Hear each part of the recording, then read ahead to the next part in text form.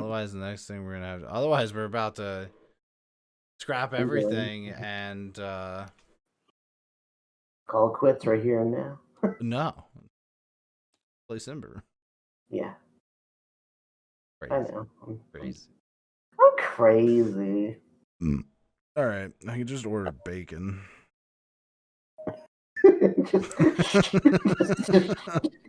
just ship me a bag of bacon. You're out of control. I'm hungry. I'm upset because I feel like if I order from this person's place, they are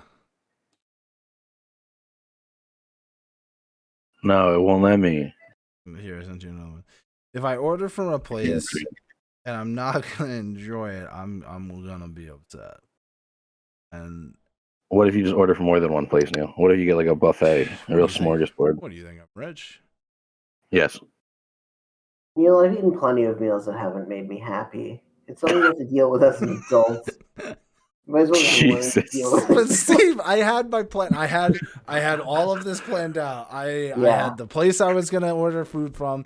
Guess what? They're closed until Tuesday. I don't know what the fuck's going on here. There's no holiday until Thursday. Yeah. It's called settling, Neal, and it's a part of life, and you have to learn to do it. There's reachers and there's settlers in this world. And baby, I'm not trying to manifest destiny out west. Well, I mean, sometimes you gotta, because sometimes... Hey, this game's loading for you, Shawn. It's true. I don't know what I'm doing, but I fixed it. We're playing Villages, baby. Game's been decided. We're back at it again. Well, Oh, let's see what the Market Diner's got. They got good food. Oh, they got breakfast quesadilla. Oh, Italiano breakfast sausage. Oh, Italiano, you say? Mamma mia, that's a spicy meatball. Mamma mia, Papa Pia. Baby got the diarrhea. I said that phrase to my sister like 2 weeks ago. She thought that I made it up and thought it was the funniest thing in the world. But I did not invent that. What color do you want to be, Shawn? What color? What are my options? Can I be that green? Yeah.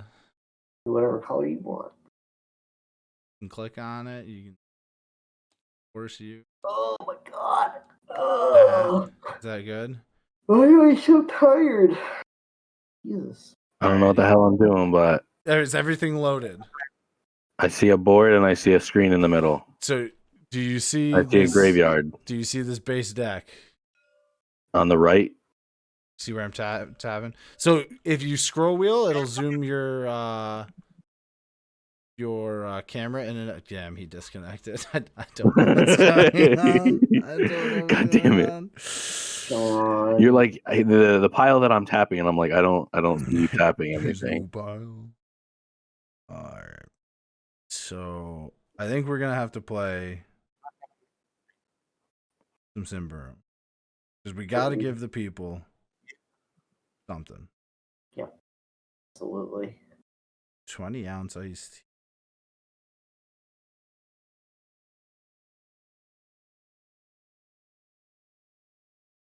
Combo, salads, breakfast sandwiches.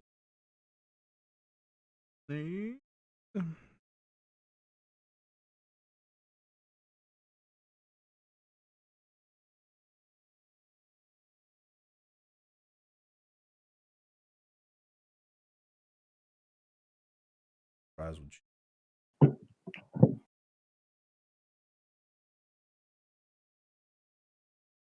I'm gonna say it. I blame Neal.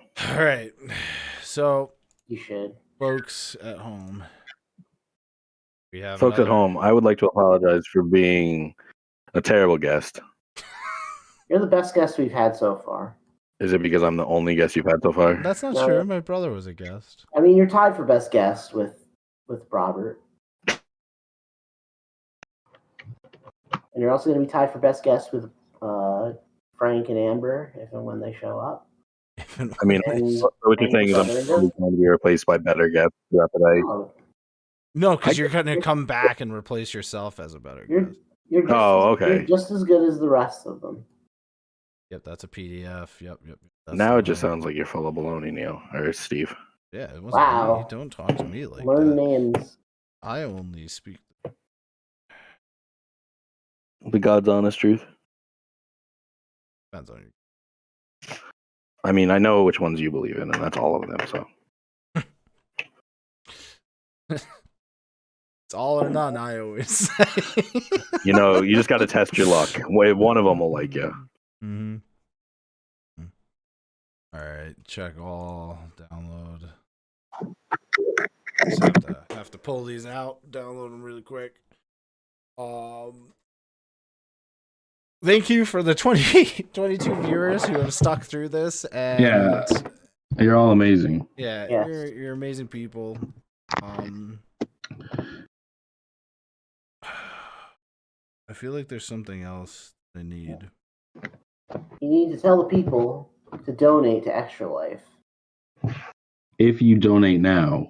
Well, I feel like I need, like, you know how the French kind of eat sometimes nice croissants and good desserts? Is that true? Breakfast? Yeah. Do we have any French viewers that can attest to this? Leave it in the chat. I took 7 years of French.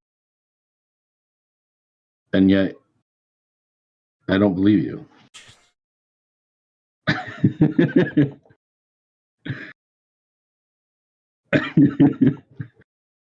Breakfast sides. Nope. All right. Just get some nice pancakes, you know? Nah, I have 2 different breakfast sandwiches I'm gonna get. I got some home fries with them. I think that's gonna be enough. What if you get like a nice steak and eggs type situation? Nope, I'm all right. What about like a meat tornado of a sandwich, you know? I just don't like the statement meat tornado. I don't know why. Does it really get you going?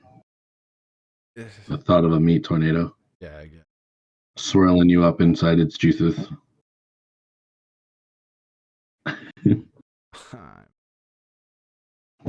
I'm sorry it's not a deep dish pizza. All right, we're getting things set up. We're getting things moving. Things are grooving. And just when it hit me, somebody turn around and say, "Play funky music, wild boy." If you would like to see Neal order a specific type of food, leave it in the chat. This is secretly just.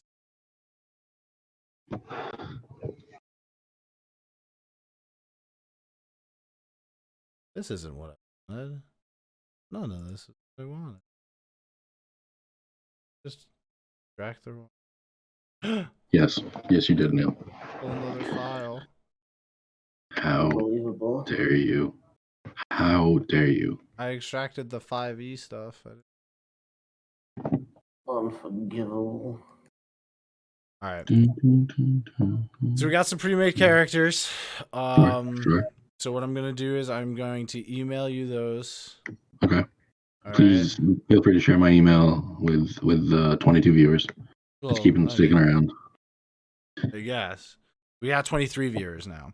Oh, shoot. I know we're down to 22. They came in and they left. It's 23. They saw my face and they ran away.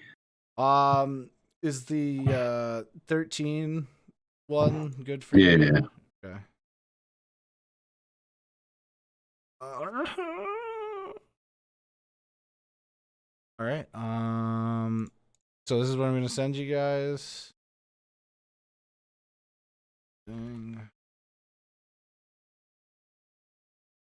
That should come your way. These are pre-made characters. Sure. There is 12 of them. Which one's the best, though?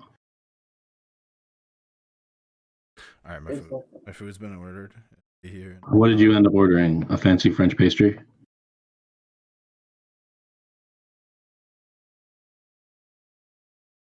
Tevin, tell me which one you want to be, and I'll just pick from that. From who wants? Steven. Oh.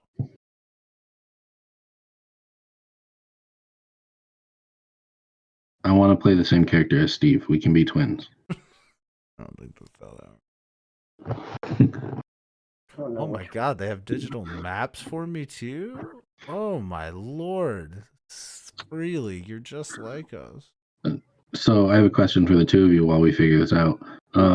If you could play any other game right now, given that D&D schedules often, or tabletop role-playing game schedules often work very well together, and you're often able to meet with your group at least 4 times a month, what game would you play? Any game. Are you hitting us with our own off the table questions? Correct. Yes, correct. Stealing our content. Yes. I listen to the podcast, so. I don't know.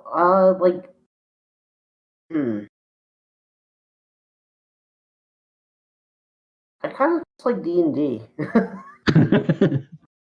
A specific, like, would you play our campaign? Would you play a pre-made module? Is there something you're looking to play? I don't know. I kind of like whatever is around, whatever's available. I could play pre-made. I could play homebrew.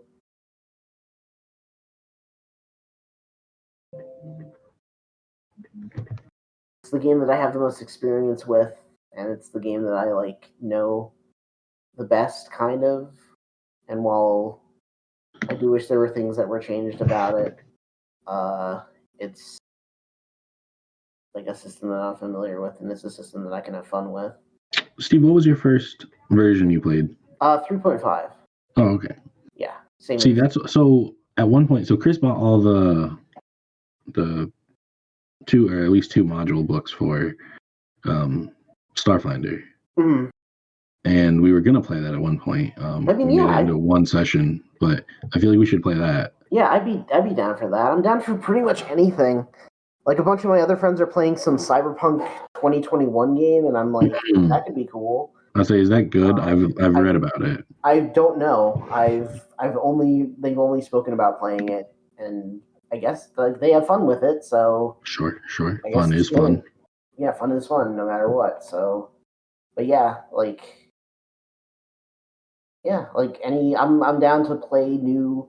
I like Symbaroum is cool. It's a pretty simple system, and there's a lot of cool stuff about it. I'm down to play pretty much anything where I can learn new stuff about how different games function and different mechanics and things like that. This is true. I mean, I feel like, at least from the things you've discussed so far in your discussions of games as a group, I feel like you guys need to cover some D6 games, some quick D6 games. Well, so there is the old Lord of the Rings used to be a quick D6 game. What else? There's another one that. So I picked my character. So I am a witch hunter. Nice. How many characters are there in this? 7.5 characters. Yes. The one that's a half character. I don't.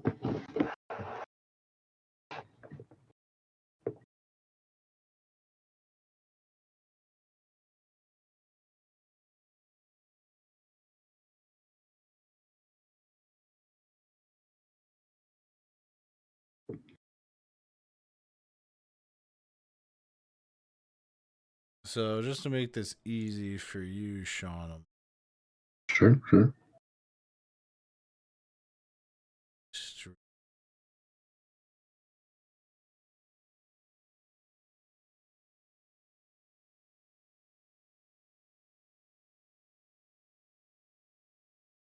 Okay, I'll be that one then.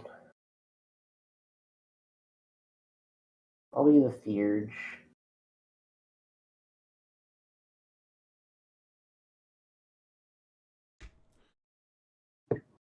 So.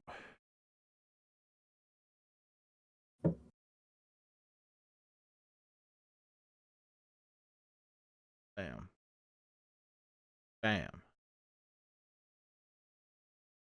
back. I'll be 2 seconds. Gotcha. Grab my food. Can't believe. So Shawn, this is I enjoy this game a lot. They have good stuff. Really good system all around. This is Free League. So to answer your question, the game that I wish I could get into more, as I have the beta version of the game, is they just had put out a Middle Earth based tabletop RPG called the One Ring. As Steve destroys the eardrums of everybody involved, unpackaging his food. You will also hear me talk about how I would love to play that game, delve into it. You know, which game is that? The One Ring. One Ring. Oh yeah. Really delve into it. Technically, we've only been able to play it like once. And that was just learning the rules. So it's really Have you learned the rules? Not all the way through yet. Because we've dabbled in it once and then haven't been back to it. But it's an awesome game. What's the die system? Is it D20? It's the same. It's a D20 system, but it's the same as Symbaroum in a way. It's actually so a lot of their aspect is they don't want you to worry about counting. That's good because I don't know how. They just want you to be able to like look at your dice and be like, "Yep, that fails. Yep, that succeeds." Oh, okay, all right. You know what I mean? It's supposed to be very simple. So even in like Symbaroum, it's very simple in that aspect too. It's pretty much, yep, this is my range. If I roll in it, then I'm good. I mean, Gotcha. There's not all of these modifiers. It's not, which a lot of people get stuck up with in Dungeons and Dragons, And all of the damage is low scale. So, like, as you notice on probably your character sheet, its toughness is not that high. Toughness is its HP. Gotcha. So, yours might be what is your character's toughness? My pain. I have no things in my toughness. Toughness maximum is 10. Yep. So your toughness maximum there, that is your max amount of hits you can take before you drop down and you have to do. Sure. So what you're saying is I'm pretty beefy.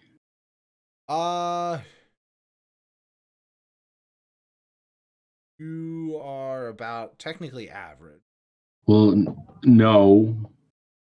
I mean, to put it into perspective, my normal Symbaroum character has 13 toughness.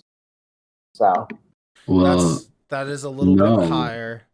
But like Cody's, I think even has around isn't that high, but like there is less than that. Gotcha. But there isn't much higher for like player character wise. Not unless they are well leveled, and even then, like I think the highest I've seen a creature in the monster manuals that I have seen is 40. Oh. But those things are like behemoth type creatures. Where like compared to other games like Dungeons and Dragons and things of that sort, sure, they, health points are similar to like Final Fantasy bosses. Ridiculous because everybody's dealing ridiculous numbers. This is all just downgraded to make it simpler. Okay. But I can go over your character sheet with you. I should have sure. Should have not closed that file.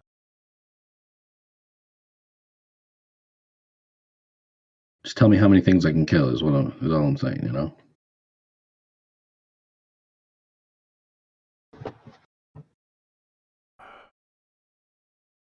As with all of my one-shot characters, I just want to hit things. Yes. I'm a little disappointed that Buck Tanglewood isn't going to see the light of day to make money for people this year.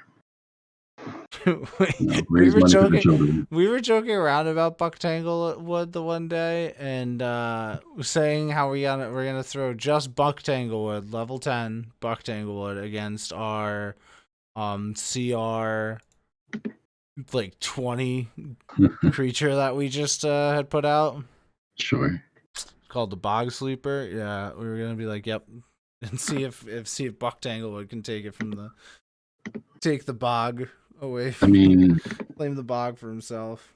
We all know that he can. So yeah, this is now Buck Tanglewood's bog. Yeah, exactly. So you are the Witch Hunter, the human Ambrian. Yes. Your maximum toughness is a 10. Your pain threshold is a 3. Yes. Your corruption threshold is a 7. You have 1 permanent piece of corruption. All right. So what does this mean? What does the corruption mean? I'm just reading it for myself. Gotcha. All right. So your bow and dagger. So I think you'd be a little more ranged.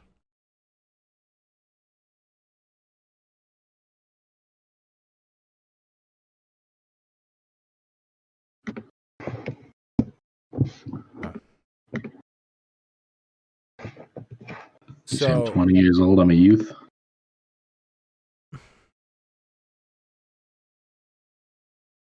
Like Tallaraxia, people don't live long in this world. That's fair. Except for what they do. So your character is going to be more of not up in front. I'm gonna want to shoot things. You're a marksman. You also have a couple of magic capabilities. Where do I find magic capabilities? Command, confession. So all of your abilities and powers. Yep, these are the way this leveling works. Is each skill has 3 levels in novice, adept, master. You expand experience to increase those skills to make them better, or to get new skills to help aid everything that's going on. Gotcha. So, as we said, your maximum toughness is like your top HP. Your pain threshold is if you take so if you take 3 or more damage. Actually, sorry, I think it's if you exceed. So if you take like 4 damage in one hit, you will hit your pain threshold, and you will either get a free attack against you. You can get knocked prone, things of that nature. Because you're reeling from the attack, so either your defense is open or you fully fall down. So that's the idea of the pain threshold, and that's per hit. So like you could get hit for 4 damage, fall down, whatever, come back up, start fighting again, then get hit for another 4, and the same thing would happen. Corruption. So the corruption threshold is how much corruption you can. Like it's almost exactly the same thing as your pain threshold, but corruption speak. Your total for that is whatever your resolute score is. So your resolute is a 13, so that means half of your resolute rounded up is 7. Sure. So if you go past your corruption threshold, you will get a permanent piece of corruption. Okay. Corruption will transform you into pretty much like a blighted beast. Corruption is bad. Okay. It'll turn you into something evil type of thing is what it's always depicted as. Sure. So certain spells will give you temporary corruption. Certain attacks from certain creatures will give you temporary corruption, and things of that nature, relics, stuff like that. Gotcha. If you use them, they can cause corruption, and even like being in certain areas. If it's plagued by corruption, can impact you if you're in them for too long. So you currently right now have 1 permanent piece of corruption. There is temporary corruption, which after each kind of rest in a way, those all go back down. But any permanent corruption you have stays unless you can get it cleansed somehow. So there's certain aspects for that in the game. Gotcha. Otherwise, all of these abilities are pretty well marked. You have contacts with the Ordo Magica, so that means anybody who's from there, you can roll a persuasion to try and get help. Your beast lore, do a cunning, you can tell a creature's strengths and weaknesses. Your marksman, your damage is increased for your bow, and it's accurate versus strong to hinder movement, so you can hinder somebody's movement. Ooh. I'm gonna shoot him right in the foot. And then you have the ritual, which is command confession, which is your resolute versus their resolute. I'm gathering without even looking it up. It's almost like a zone of truth. Gotcha. As well. Okay. So your character definitely is made for long range marksmanship. Kind of, you have a high accurate, so you'll have a good hit there. Sounds good to me. You deal higher damage with that. You're vigilant, resolute, persuasive, and cunning are all pretty decent. Your worst is strong. We both got characters that are cunning, that have high cunning scores. Isn't that interesting? That is, because everybody else in the other party does not. The dump stat for every member of the party was cunning, and then it turns out that cunning is like very important. We're like, oh, whoops. So your two weapons is a bow and a dagger. So Sure. Can I shoot the dagger? No. Your dagger actually has the quality of short. Which I think mean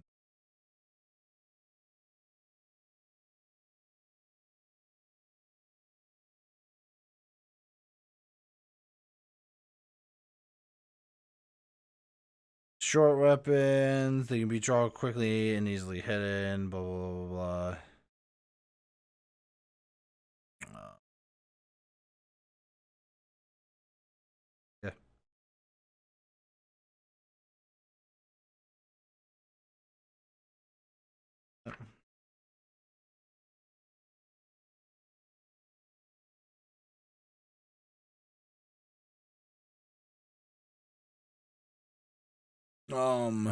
And Steve, who are you playing as? The Ambrian Theurge. Okay. A little bit. You're a novice all the way through. Despite being like 46 years old. Hey, it's never too late to take up a new hobby. Oh, yeah, but like...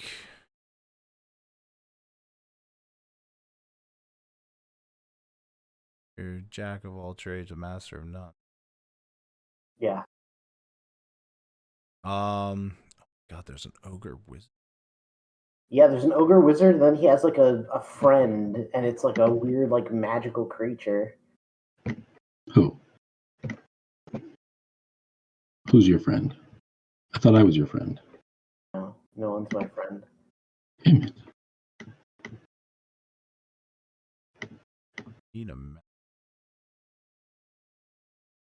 There's the ogre wizard. It's the flaming servant that it can. Yeah. Yeah. It's just funny they got some character sheet because it's like, oh, there's 6 characters, and it was like, no, there's only 5, and then there's this mystical beast. Like, that's crazy. I was like, why does this character have no abilities? Because you have a friend. It's like, oh, because it's magical. So the way we'll start this out. Am I sharing my screen? You are not sharing your screen. I'm just looking at Steve. You can see the map. Sure. Oh, wow. So this is a recreation of the map. Sure. That I have done. Sure. It's actually pretty. Not to brag. It's almost to scale. Certain spots are not. It's almost a one replica.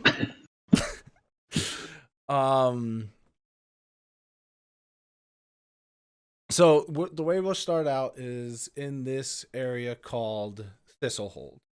Sure. Okay. This area is known for all adventurers. It's pretty much a hub because many treasure hunters like yourselves all travel into the deep dark forest of Davakar. Sure. I zoomed too far out.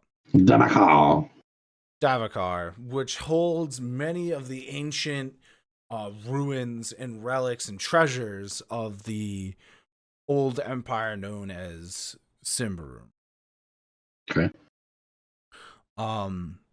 Many adventurers succumb to corruption, to elves protecting the woods, because as the elves were long ago, supposedly there was an iron pact that both the humans and the elves signed, that the elves would take care of the forest and make sure that whatever happened during the Symbaroum disaster would, stay contained, and they wouldn't allow it to happen again. Nobody really believes that. A lot of the Umbrians now that are coming up across the Titans, which is the mountain range below, as their land below had become plagued and distraught with war. Many of the Umbrians believe the elves are just telling lies about this. That's what it sounds like. About this pact, because they just don't want the Umbrians to move in there. So there is some hostile blood between most elves and Umbrians, at least human Umbrians. Umbrians. So I think they're all liars. So there is an aspect of humans that are they have been labeled as barbarians. They've been here before the Umbrians came over the Titans. Many of them, they live kind of in unison in the light of Davakar. So that's the forest line that does not have all the darkness. The further you get into Davakar, the darker and more corrupt filled the forest is. Gotcha. But our adventures today will start in Thistlehold. You work for a guild of treasure hunters that get hired out for many, either as bodyguards, guides, things of that sort, into Davakar, out of Thistlehold. The guild is going to be called... I'm ready for this.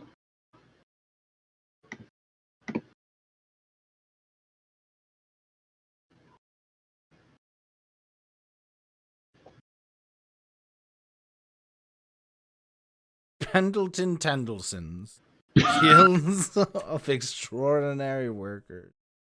They also own a restaurant chain that's called Pendy's Tendies.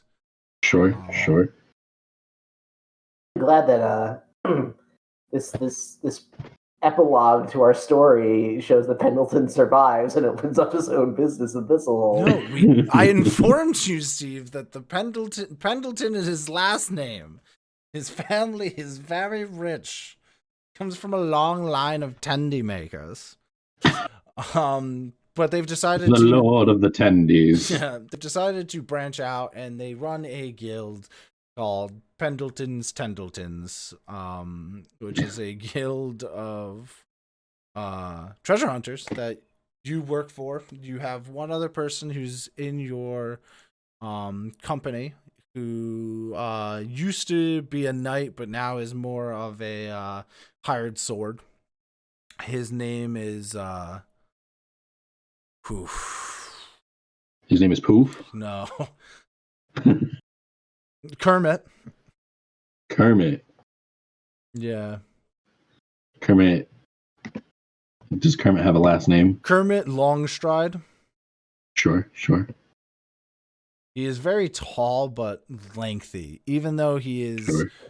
quite strong. But he doesn't, at first you look at him, you're like, and then like, you know, you get to fighting with him, and he is a strong guy. He's just, you know, kind of like wiry.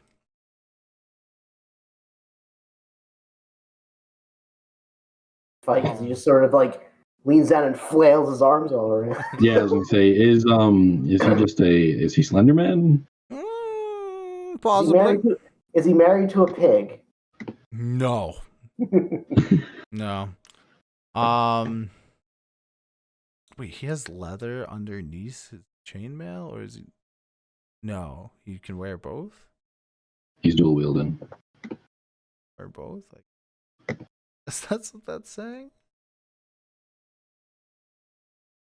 Yeah. Okay. But yeah, he's dressed in chainmail, great sword, crossbow.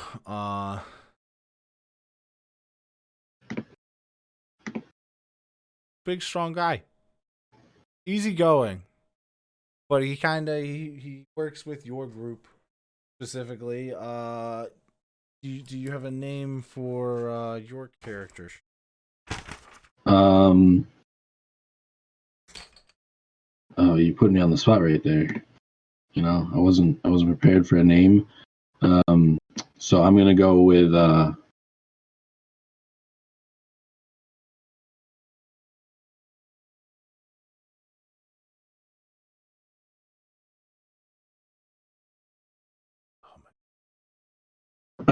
of course it is.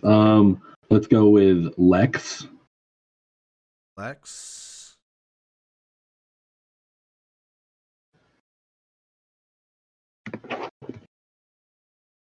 Just Lex. He's like Madonna. Lex. Oh, okay. All right. One name. Yep. Yes. Yeah. Like Seal. Sure. And Steve, what is your character's name? Jordell Kinverson. Oh wow, way to come prepared, Steve. Kinverson? Kinverson, yes. Kinverson. First name is Jordell. I mean, I don't care how you spell it out. Oh well. It's funny that you think he cares. He asked what the name was. No, I just wanted to make sure I heard it, and I was just gonna spell it however I chose. Well, now you're gonna spell it with "I want you to." No, that's funny. Fucking better. So you work for the Neal, I would like to change my first name to Grogan, please. Thank you. No, and that would be it. Grogan. Lex. Pendletons, Tendletons. Welcome, Pendletons, Tendletons. This is Grogan. How can I help you? So you guys are sitting inside the Tendleton Hall. As you do, waiting in between jobs. You guys had about a week ago gone into Davokar, not even that far. Pretty much to the Malgamore River, just due north of Thistlehold, so somebody could collect research specimens out of the water. Sure. We're collecting specimens out of the water. So I'm pretty excited about that. Talk amongst yourselves. I will not and say I did. So, Steve, you've played this before. Yes. What were your experiences with this? It's pretty cool. It's an interesting system. I like it.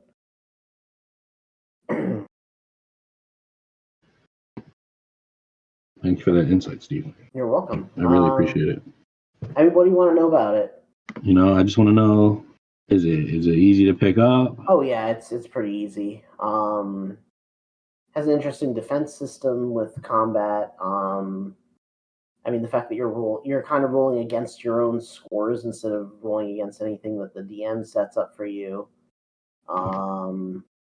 The fact that you buy things with buy skills with experience rather than kind of level up your stats and everything like that is kind of cool. It's a pretty brutal game. So I should be prepared to die, is what you're saying? Yeah, it's pretty. Yeah. Okay, I'll prepare myself to perish. I'm not holding on too hard to Jordell here. It's old Jordell. I mean, Cody plays the beefiest character in our party by a long shot, and there was a fight where he dropped twice to one monster that we just could not fucking kill. And I think Robert was fighting it. Robert was like attacking it with a spear, and he couldn't even hurt it when he rolled like max damage on it. Like, oh my god! Like he was rolling he's like, oh, I rolled eight damage on my D8 for the max amount of damage, and it was like, yeah, it doesn't even feel that. It's like, oh shit, this thing is not fun. Did it TPK or did you get out of there? No, we got out. We somehow managed to kill it. I don't remember how. Magic. Yeah, magic. But like, I don't remember what we did to actually like escape from that, because that was really brutal. All right. So you guys are waiting around in Pendleton Hall. Sure. Kind of for your next mission, when you get approached by this fancy-looking Ombrian. Fancy lad. Got our first bot of the night.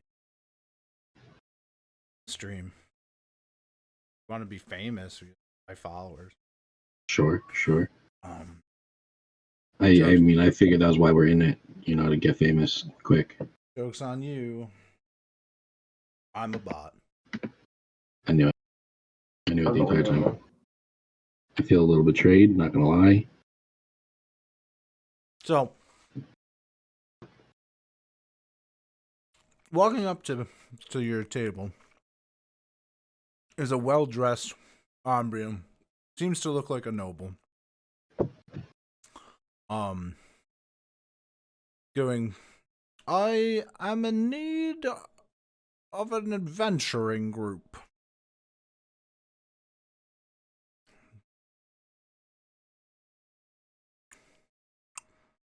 I think you've come to the right place then. Well, my liege seems to be missing. They no news has come back of that expedition.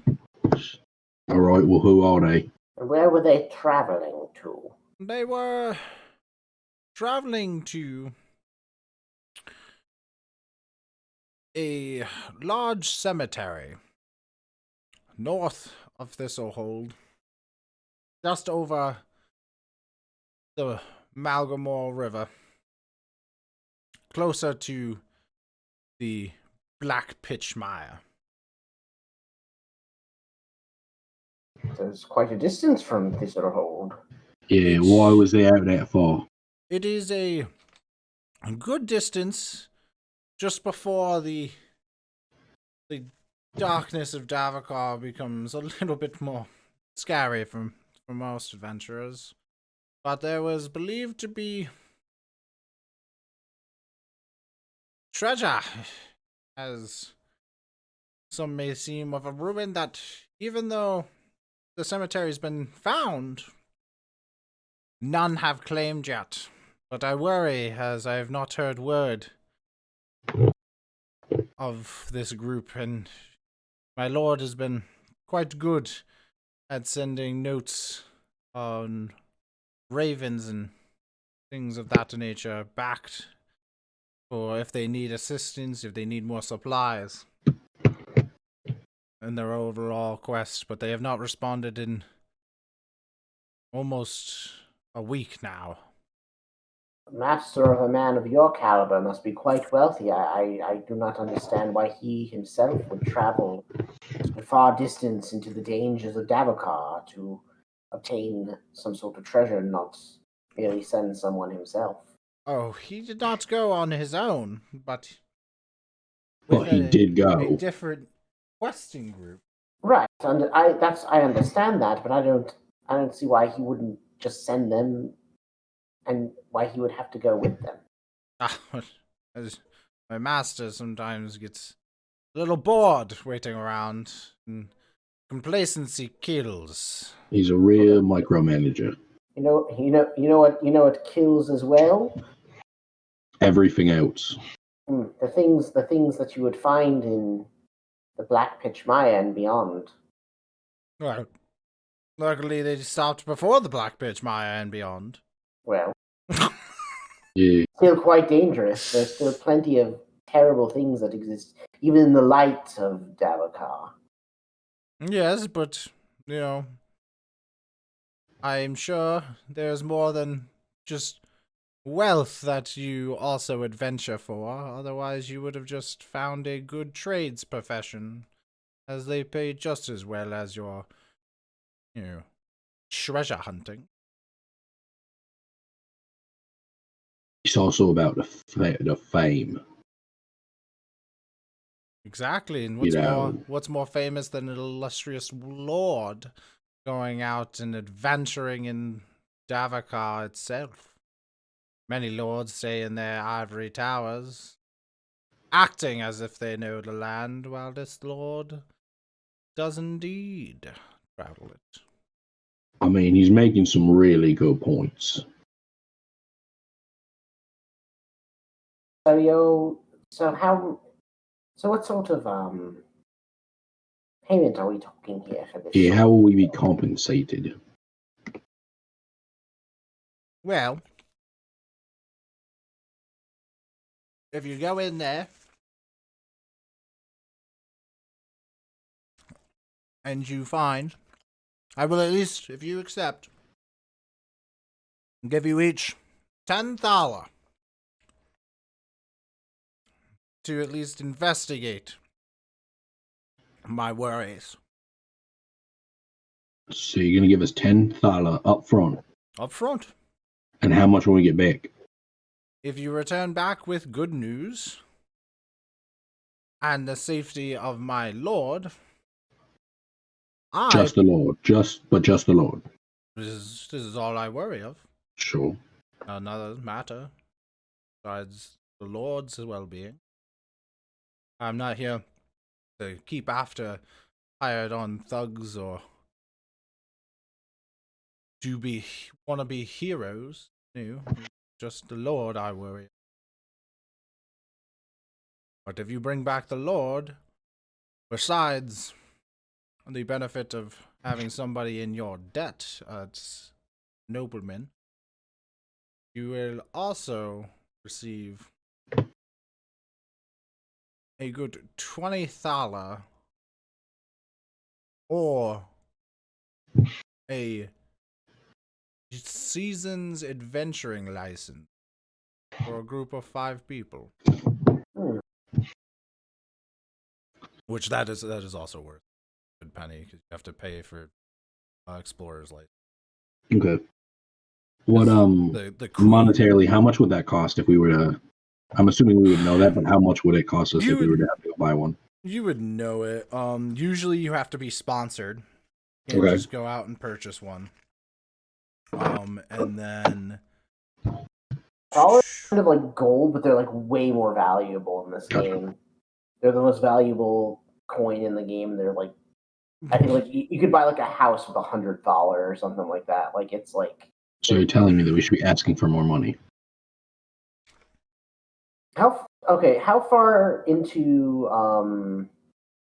Davokar is this cemetery? How many days travel? You can get there if you travel from here to there probably in a day and a half. Okay. I remember it just taking us a really long time to get through the forest where we were going. But I guess we were also traveling upriver in a canoe. So. Yeah, it has its speeds and.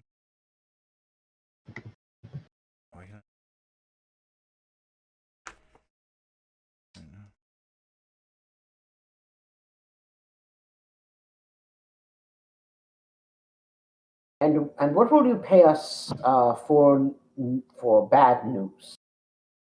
If we return from Davokar, if we travel into Davokar and your master is found slain by some fell beast, or by the very thugs that you claim to have sent him off with, and we return with this information, what will we receive for compensation for that?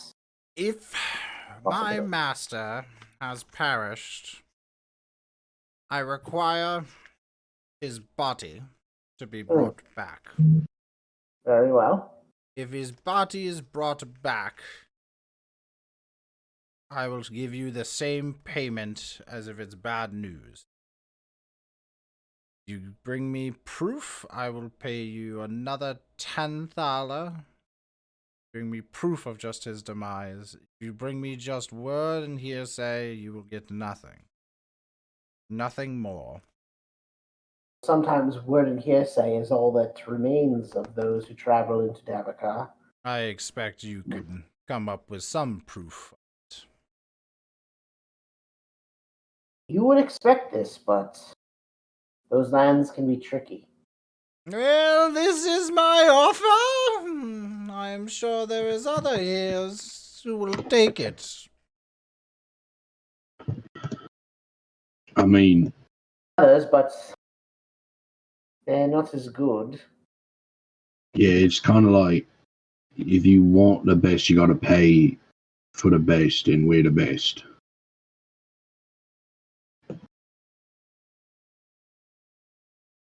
Yes, but also sometimes quantity over quality works just as well.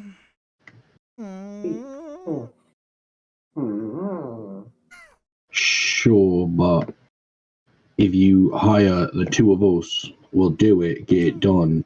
Or you can hire every other. Well, I'm looking to hire the three of you, aren't you? Three group? Yeah. Yeah, but there's only two of us here right now. Yes, but you're saying that you would rather hire. Who's that then? Pointing to Kermit, who's literally right with you guys. Mind you, Kermit is just kind of eating. He's tall and lanky. I often forget he's here because if he turns, I don't see him anymore. So, just for you to know, I said for up to 5 people, right? Yeah. That is $50 worth for a year's explorer license.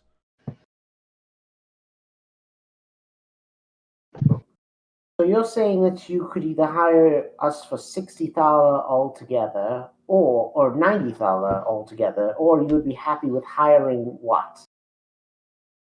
6 people for half the price who would be willing to do it because they, I'm telling you, would not be quality adventurers. Or I mean, I can point you to the junior division.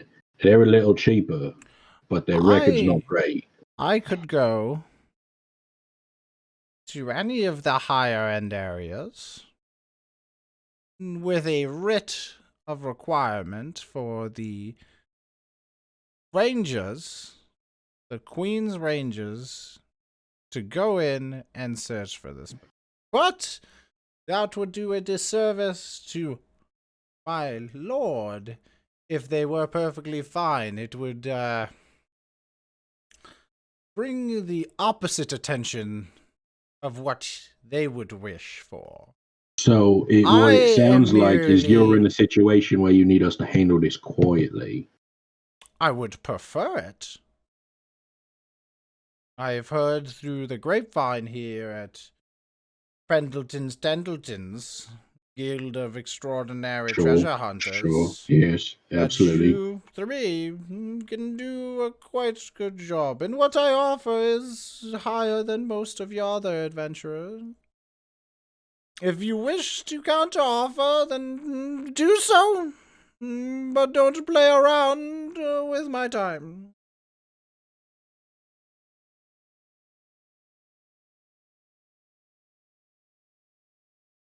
Well, I'll look to Kermit, and I'll throw a look at him and see what he's thinking with his mouth full of food.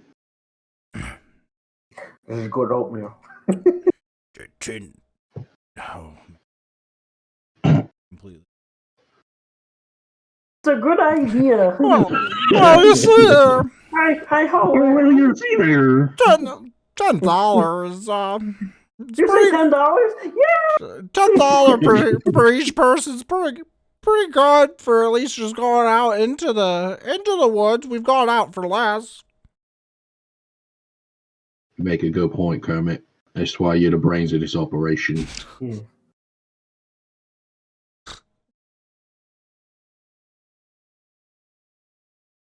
What's your guys' cuttings? 13, I think. My cunning is 11. Yeah, he's the brains of the operation.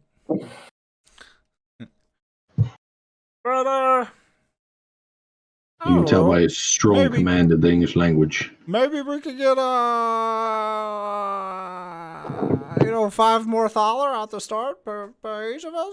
Yes. For goods and supplies we'll need.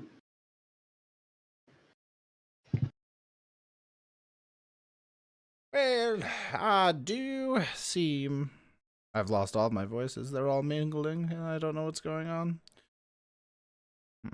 Declare. I do declare 5 gold pieces.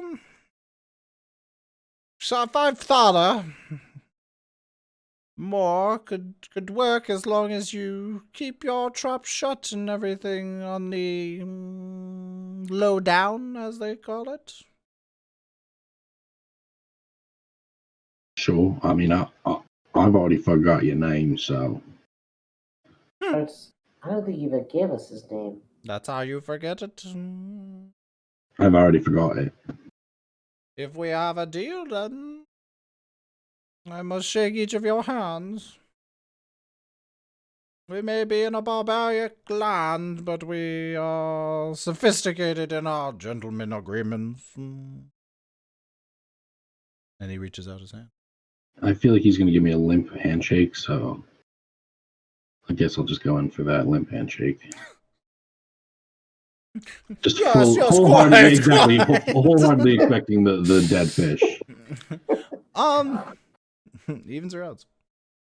Oh, Jesus. Evens. It's actually a pretty decent handshake. Oh, shoot. All right. Like, he actually grabs, instead of going for your handshake, he grabs your forearm.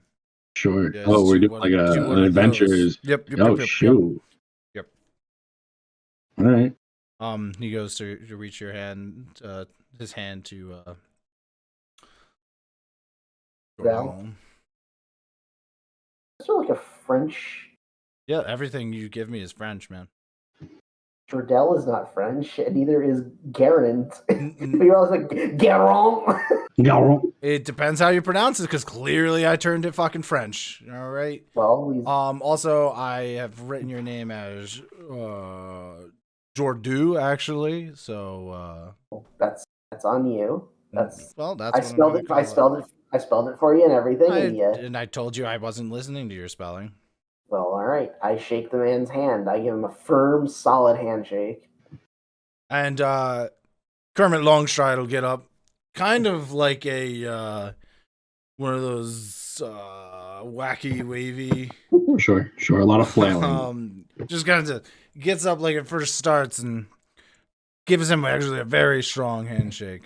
And the individual will go, well, here is your $15 each. And he puts 3 bags on the table. I will be at the estate of Ferralis. The noble estate of Ferralis.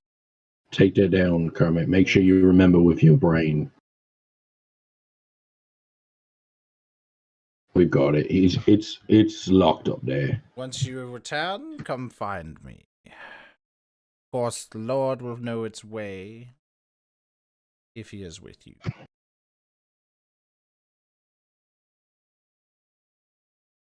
Sure, I would hope he knows where he lives. Yeah.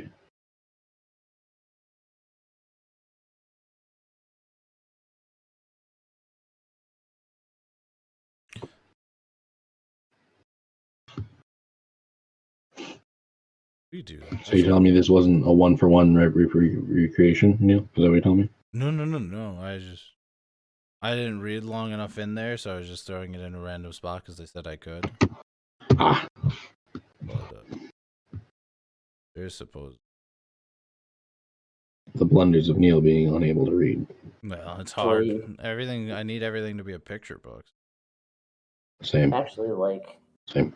off the map. It's gonna take you 4 weeks to get No, there. so I actually went a little. I'm actually not far off. So like, this is where I was saying, right? Yep. It's about here. So it's closer, is what you're saying. Yeah, it'll be a day. You will get there about dark. Cool. Yeah. Did you say how long the Lord had been missing for? He said he hasn't responded to his pigeon or to his birds in a week, was it? About a week. Yep. Okay. Steel trap. I'll knock on Kermit's head. Yeah, Kermit reminds you. It's been about a week. It's been about a week, yeah. That's Kermit. He's discreet is terrible, so it adds up. Yes, it is. What is he? What is Kermit's class? He's an Ombrian. He's just a knight.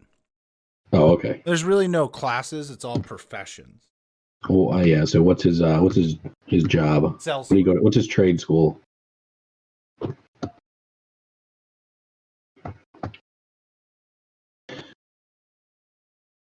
Sellsword. Sure. Mm-hmm. Does he look privileged? He actually looks pretty abused. Okay. Like, have you ever seen the movie King Arthur? Which one? The movie King Arthur. There's several named King Arthur. No. The one named King Arthur. The One Ring to rule them all. The one with what's his face. They fight the Saxons coming in. They have to go up. Sure, and then they all die to get their freedom. A good chunk of them die. Yeah. Yeah. Pretty much all of them, besides 3.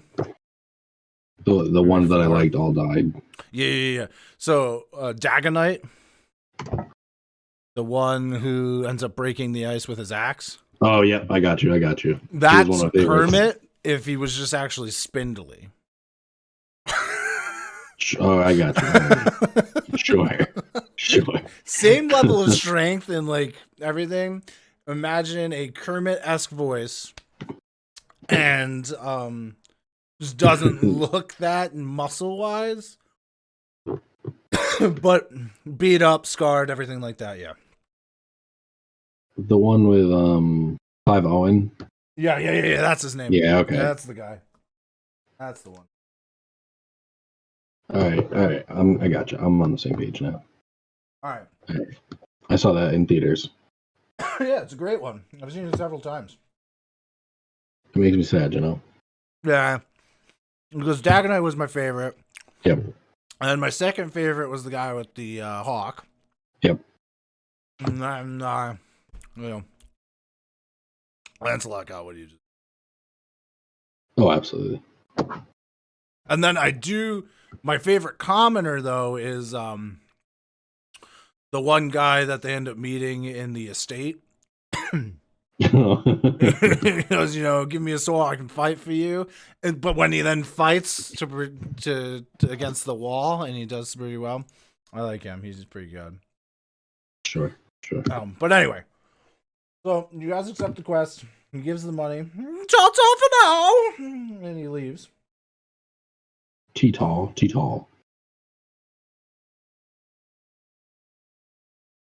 So, is there anything you need as a group before you head out? Do we need like supplies or anything? Mm-hmm. It's at least a day to get there and a day to get back. Let me see if I have food. So, I have a horse. Nope, that's not me. I got a horse. That's plenty of food. Hey, I have field equipment. Yeah, you do have field equipment. And an interrogation kit. So I think that's all I'm gonna need.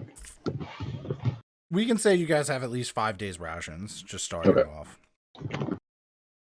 Because that would probably be supplied by Tendies, Mendies. attendees. Pendletons, Tendies, Templetons. Tendies. Pendletons, Pendletons. Through Pendies, Tendies. Sure. A subsidiary of Pendies, Tendies. Yeah. I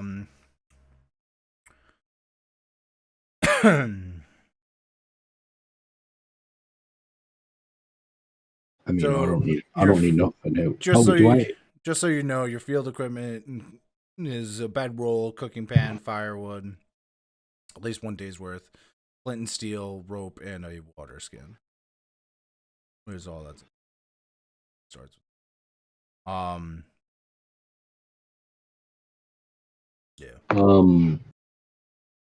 Arrows. Is that something I need to track as I would say yeah, you still do. I would say you at least have though a quiver full, so 20.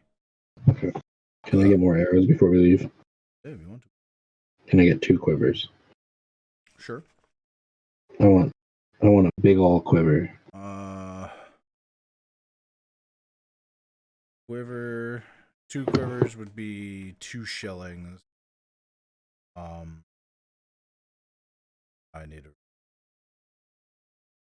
I have shillings.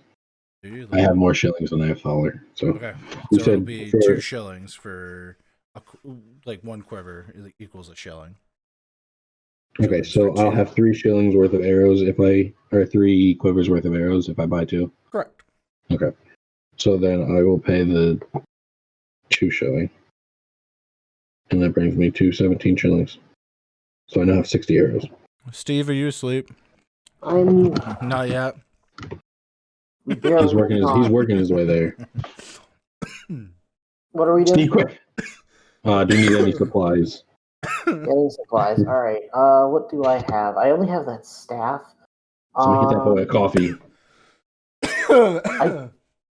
I just drank like a shit ton of caffeine. I should be awake, and I'm not. What if I what if we get Chris to give you like a straight injection of like adrenaline?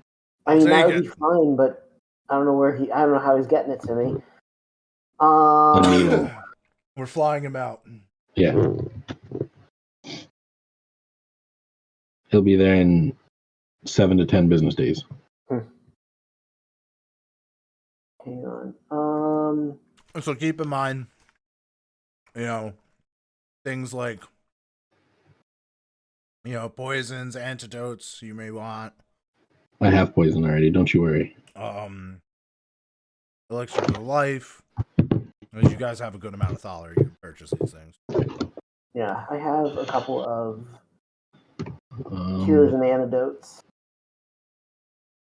I have 2 doses of weak poison. Everybody has 1 loaf of whey bread because that lasts you a week. Okay. Oh my like God. Lamba's bread. Justin needs. Are you trying to kill him again? I haven't stopped. It's been a continual thing. Neal, do you know what's in my interrogation kit? Just so I know what I can interrogate you with. Yeah. Just in case I need to just talk to anyone,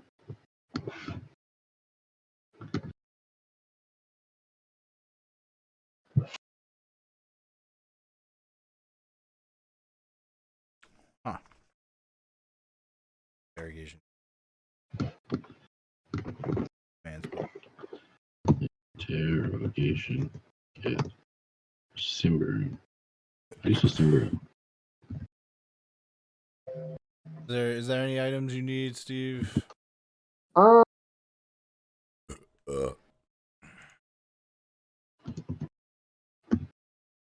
probably grab maybe a moderate antidote and an elixir of life.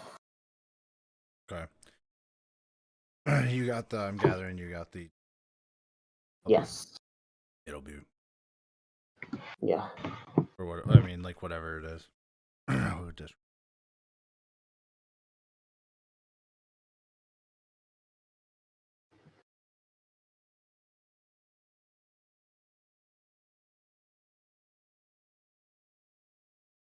Okay. Called an interrogation kit? Yeah, it just says interrogation kit under equipment.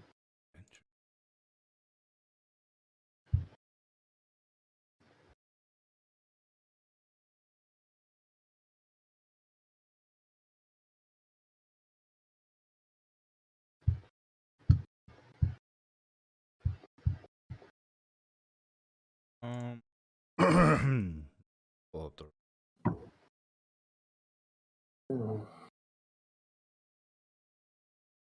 I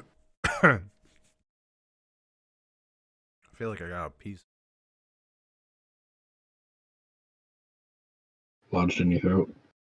It happens. Potatoes, you just gotta mash them up, put them in a stew, you know?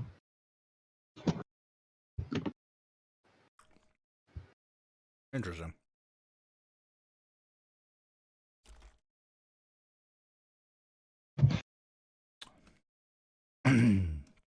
Interrogation. Steve, I like your hat. Thank you. Telepathic interrogation.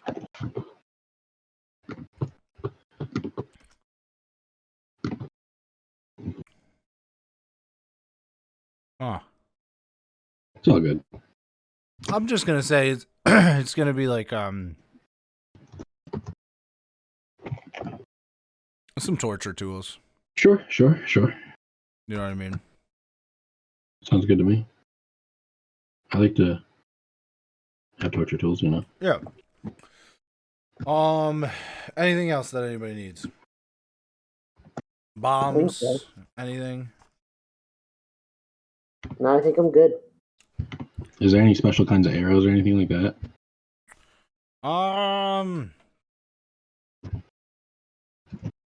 No, Sorry, not for right now. All right, then I'm good.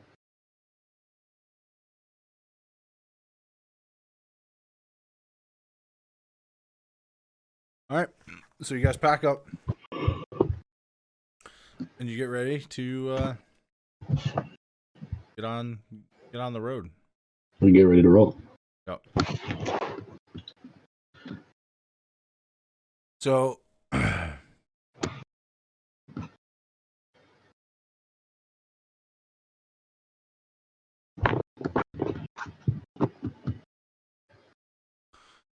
you guys start traveling. You head out on your way.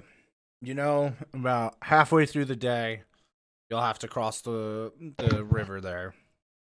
But that river, you know, isn't too deep, so you should be able to kind of almost like ford it, you know, but Sure. without a caravan, you walk across it. Sure. We walk across the river. So you're making it through, and for the most part, it's no big deal.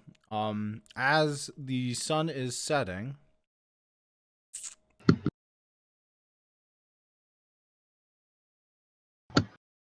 One Mississippi, two Mississippi, three Mississippi.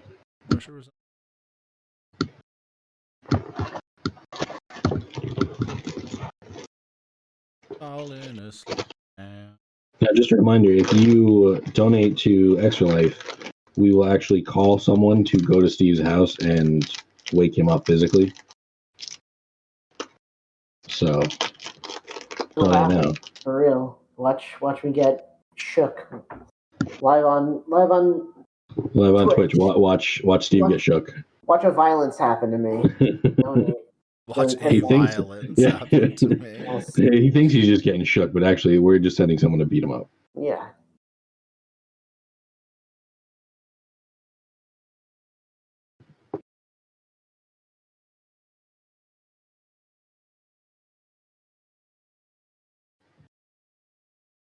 Emergency hash browns will be sent to Steve's home.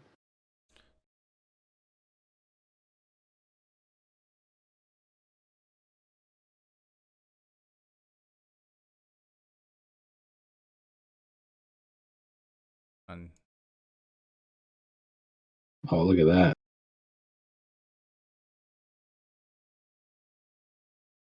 Magical, you know, quite magical. Alrighty. So this is the overall area. So as you guys come walking up, right about down here. Sure. You're following the trail. It is getting, it is, I will say, twilight right now. That weird hour, everything can kind of mess around with you. And as you're walking up, you reach this outer wall, or what is deemed to be left of it. Not much is left of the once man-high wall that surrounded the graveyard shrine and grandest crypts. Can't miss it by how short it is, but it has crumbled, and the remaining sections are now overgrown with dark green moss, often hidden inside bushes, shaggy evergreens all around this. But you're able to kind of follow this. It's not a perfect path. It more looks like a bushwhacked path up to this. Would I be able to look at this path and see if there's any I don't know if it's been traveled recently or if this is something. Yeah, so you will end up rolling a vigilance. I want to say it's a vigilance. Trying to do. That's the only one that makes sense. Yep. Spot concealed items, avoid ambush, sense danger, notice trail. Sure. So I'm just rolling a d20. Yep. So what you'll do is you will roll a d20. Whatever. Sure. What'd you get? I got a 7. Okay. So what is your vigilance score? It says 10. So you succeed. Because it's 10 or below. A 1 is a critical success. 20 is a critical fail. Gotcha. There are sometimes things that'll give you pluses or minuses, but that one is all bueno. Straight. Gotcha. So as you kind of get closer, you see in the tracks that there seems to be, besides the occasional animal that might scuffle through, there seems to be footprints. You're not sure if they're 2, maybe 3 days old. But it's still recent enough that you're like, all right, somebody has gone through here, because if they were camped up there, these footprints could have been a week old. You know what I mean? So you're at least thinking somebody has been here. Okay. Just because this is the trail they would have gone, the people that we're looking for. Yep. Okay.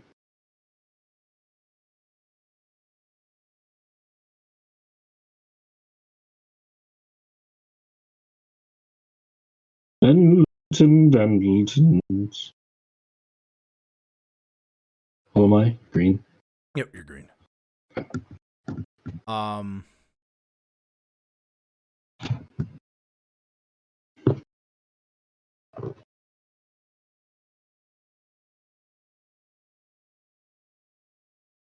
Sure. Take your time. Remember, if you're watching this, go donate some money to help Extra Life. Not the Extra Life, though. Always donate to the Extra Life. Yes. That's what we're here for, folks. But yeah, so you guys kind of reach this area. Of course, sure. This is your square. I would say is larger than. It's not completely to scale. That's just a generalized area. Gotcha. All right. I would say maybe that's like a 15-foot area. Okay. You guys are roughly in that same area. So, Steve, if you need to tap out, I will power Shawn through this. Are you sure? I am. Hey, I'll run a one-on-one. Take a nap, Steve. We need you later. All right, I will get some rest then. Sounds good. Sorry for cutting out a little early, but I'll be back. You're good, man. Are you expecting anyone else before 2? Huh? Yeah. I don't This think was about it. All right. Yeah. I guess everyone gets to just join me in watching, or gets to join in watching me embarrass myself as a role player. Flail around in this That's game. it. Sure, Nothing's more intimate than a one-on-one session. Sure. That's why Chris and Cody have them all the time. Exactly. Why do you think Oris is so strong? Exactly. Yeah. All right, I'll be back in a little while. All right, man. Sounds good. Nap it out, bud. Yeah. Bye. All right, and then there was the two best And then there was looking one. ones. The youngest and the most attractive. Yeah, exactly. So you kind of see that the trail is there. Even moving forward, like you can easily tell through all of this thicker wood that goes up this hill. Sure. The path continues up. It actually kind of gets a little bit spaced out, about maybe 200 meters up ahead. Okay. But as of right now, you can't tell how many people are all together in these footprints from 2 to 3 days ago. I'd say, is it like one by one? Is it that thin? Kind of. It's okay. Maybe 2 people could sneak through, kind of side by side, a little staggered. But roughly, it's a 1 by 1 line. All right. Well, then I would like to draw my bow. Gotcha. And I would like to notch an arrow and proceed up this trail. All right. Sounds good. What is that, like a stealth? Is it discreet? Yep. So discreet would be your stealth. Anytime you're avoiding detection, sneaking, smuggling, trailing a person, picking pockets. I'm not discreet at all. Woof.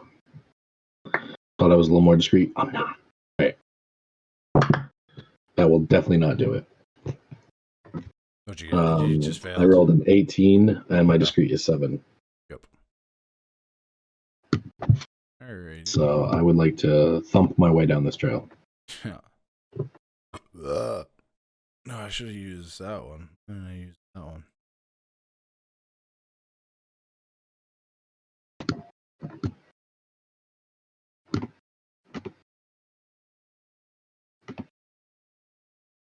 Why do I keep doing? It's a really good question. Why do I keep selecting? It's a really good question. Long PDF. You're the one that said it. I know. So you're kind of moving forward. And I guess I just would like to keep my ears open to see if I hear anyone.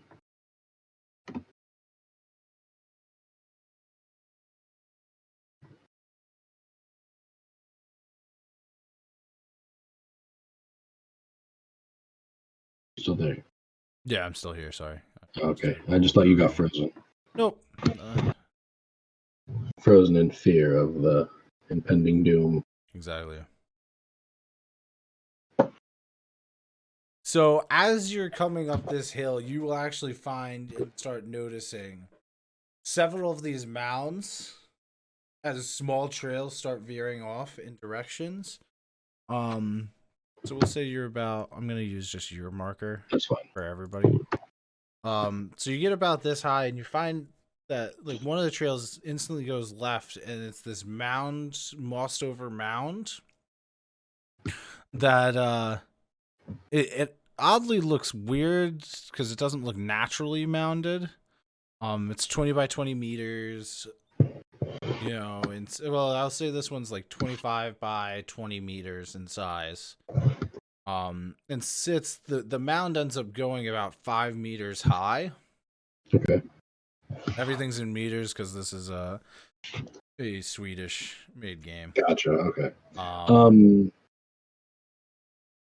How far away did you say it was? This one's I would say maybe the trail itself goes another 15 feet until the mound, so you're maybe about like 20 feet away from it. Roughly. Okay. So, do I see any tracks going that way towards this mound? There are, yeah. There's still some old tracks going that way. There's still some tracks going forward. There's another trail that shoots to the right. All right. You're starting to get some separation. And but you notice on this trail that's close, the mound that's closest to you, it's about 15 feet away. That it actually must have been one of these crypt mounds, almost like the Bowerites in Lord of the Rings. Sure. That because you can see where treasure hunters have digged into it, hacked into it. Okay, that makes sense. And stuff like that. I'm just gonna. Can I proceed straight? Do you want to just keep going straight? Do you not want to? There's still more to look at if you want to investigate this more. You can see where there's been moss that's been tore up, things of that nature. Yeah, I'll go over and check it out. All right. So I'll approach with my bow drawn in case anything pops out. I'm very on edge. Yeah, Kermit is right next to you. Sword drawn, so this way if anybody charges you, he can kind of charge at it first. Sure. And he get accidentally shot in the back. So like you're kind of in the middle. He's a little bit ahead of you, and then your Thurgis, Ladarius, Jordan. He's not here to correct me anymore. the Frenchman. Yep. Who's in the back, kind of waiting to see what happens. So as you get close and you're like right on top of this, you notice that, the entrance to the grave is just, bare. They were able to, break everything apart, dig up what they needed to. That the once polished stone surfaces have weathered and cracked from roots and vines pushing through the walls. The burial urns are all smashed to pieces and nothing of value remains in this crypt. You can even see like mosaic floors and walls in this area even though, time has been rough on a lot of these stone surfaces, it somehow survived. Sure. They may be covered with some stuff. The images are a little bit broken up.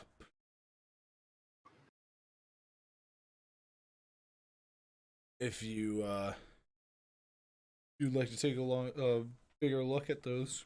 I would like to. What is this? Is this a vigilance again? Nope, you would be going into kind of this entrance to be able to wipe off all of the dirt and moss that's hanging on the mosaics. Yeah, I'm gonna say I don't care. Okay. So you kind of wipe around this one, to wipe off this one, and it's as you're looking at it, a city built of white stone and birchwood towering over a rural landscape. The shining copper roofs of its highest towers reaching towards a cloudless summer sky. If you give me a vigilance test with this, I can give you a little bit more. Sure. It's going to be a 2. I succeed.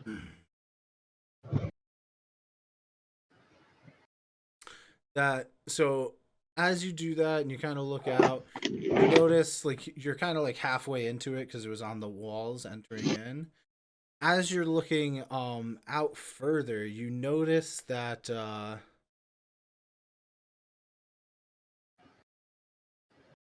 like the eastern side where there's the lake, the big lake. You're now on a mound here, so you can kind of see through the woods. I'll show you them on the map.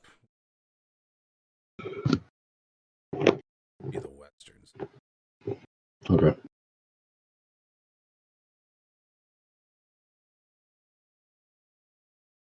So you see this giant lake here. Okay. You're on a hill overlooking this here, and you're looking this way. Gotcha. Okay. And as you're kind of clearing that mosaic and you see this picture, you notice as you just see over the ridgeline, something catches your eye. You can see some faraway landmarks, ridge with a fault, indicating that the city was located there. The lake that the lake now is located. So, like, it would be located in the middle of the lake. Oh shit! So that is what they kind of depicts. The once beautiful metropolis is now a lot of the lake landmarks, how the everything moves and ways of geography of Sure. depicts that it looks like that would be a perfect fit. Like you're looking at this mosaic here, and then you look up and you're like, oh wow, that's interesting. This looks about right. Yeah.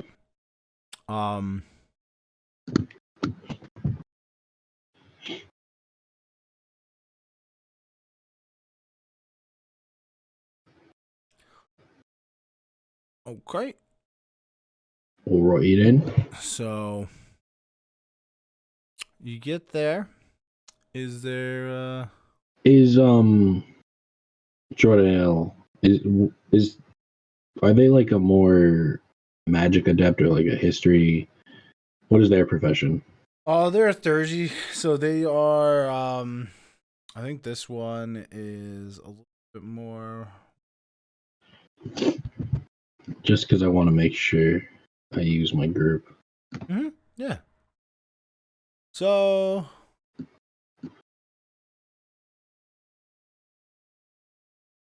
it's almost like a cleric in a way, if you would. So they're able to heal. They have lay on hands. They have another spell that's called Prios's Burning Glass, which allows them to deal 1d6 to target insight or 1d8 if it's an abomination or undead. They also have a holy aura that they can use. That once they use it, as long as they keep their resolute test. Any abominations or undead within sight suffer 1d6 damage per turn. Ooh. Ignoring all armor. They have a Medicus ability that if they just, roll a cunning to heal 1d4, if they have toughness, if they have herbal cures, they can roll it at a 1d6, but that's once per scene/rest. Okay. And then they have the Theurgy trait line, so once they learn, if they learn more Theurgy powers, they don't suffer permanent. Like where your one ritual, technically you aren't trained in that area, so that's why you have that one permanent corruption. Okay, gotcha. Because magic is a trade-off. Anytime you use magic, you suffer like 1d4 corruption from it. Okay. And of course their contacts is the Sun Church. So any dealings that they have with the Sun Church, which is the god, which is known as Prios, that's the sun god. A lot of the Ambrians worship Prios. Okay. Yeah. That makes sense. All right. So I'll look to my group. What are we thinking, dude? This map seems to say that this city is in the lake.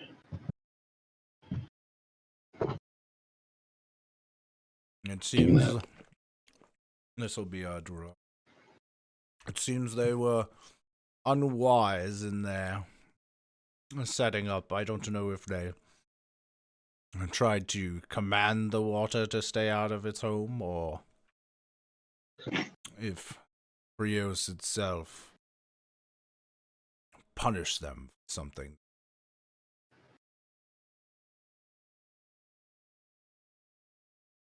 I'm not sure what's going on. But we should probably look for this lord. We did, however, I found in my coin pouch, there's this map crudely drawn of marked crypts around the area. So he shows you.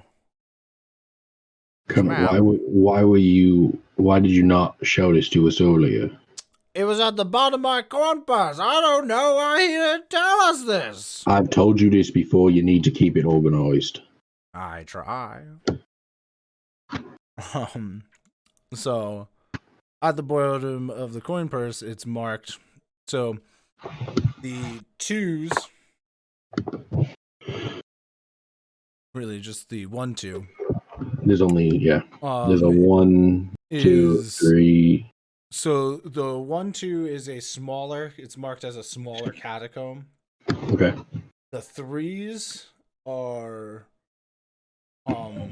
catacombs. It's almost like they're marked almost like family mausoleums. So they're perceived to be the larger one, and then the middle is marked as a shrine. The 4. Yep. And what is 1 marked as? One's that outer wall. Okay. I guess I want to proceed up to 4. Okay. So you're gonna proceed all the way to 4. Yes, please. So as you kind of crest this a little bit more. Oh, I forgot one thing. The 3s had been marked. It looks like this was a parchment that was sent by the Lord. Okay. Back, and the 3s are marked clears. The 2 is marked next up. Oh, then I would like to go to the 2. Yeah.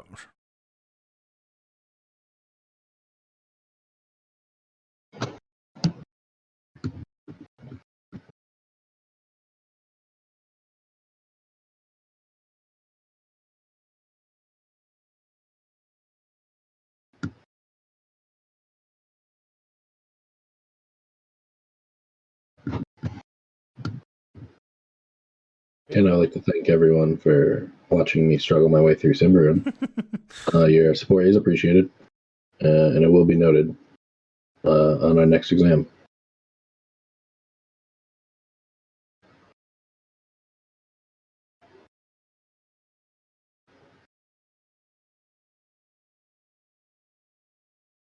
And remember, donate money to Extra Life. Help these kids.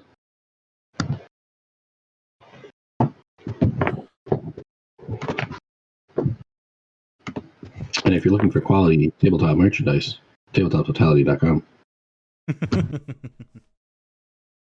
You're better at most of the promotions than Cody and Steve were. I feel like I always talk so much. Yeah, it's gonna fill that dead space, you know?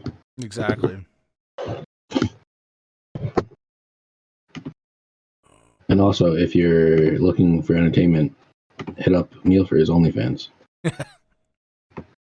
Pretty good.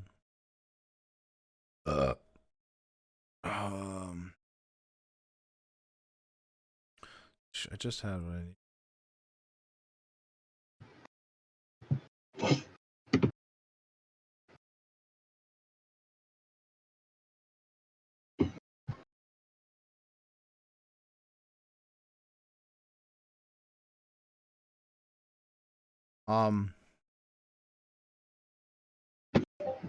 Yes. The answer is yes. So you start heading that way. Are you gonna do it quietly? I would like to attempt to. Okay. But again, I'm not as stealthy as I thought I was. Give a discreet roll.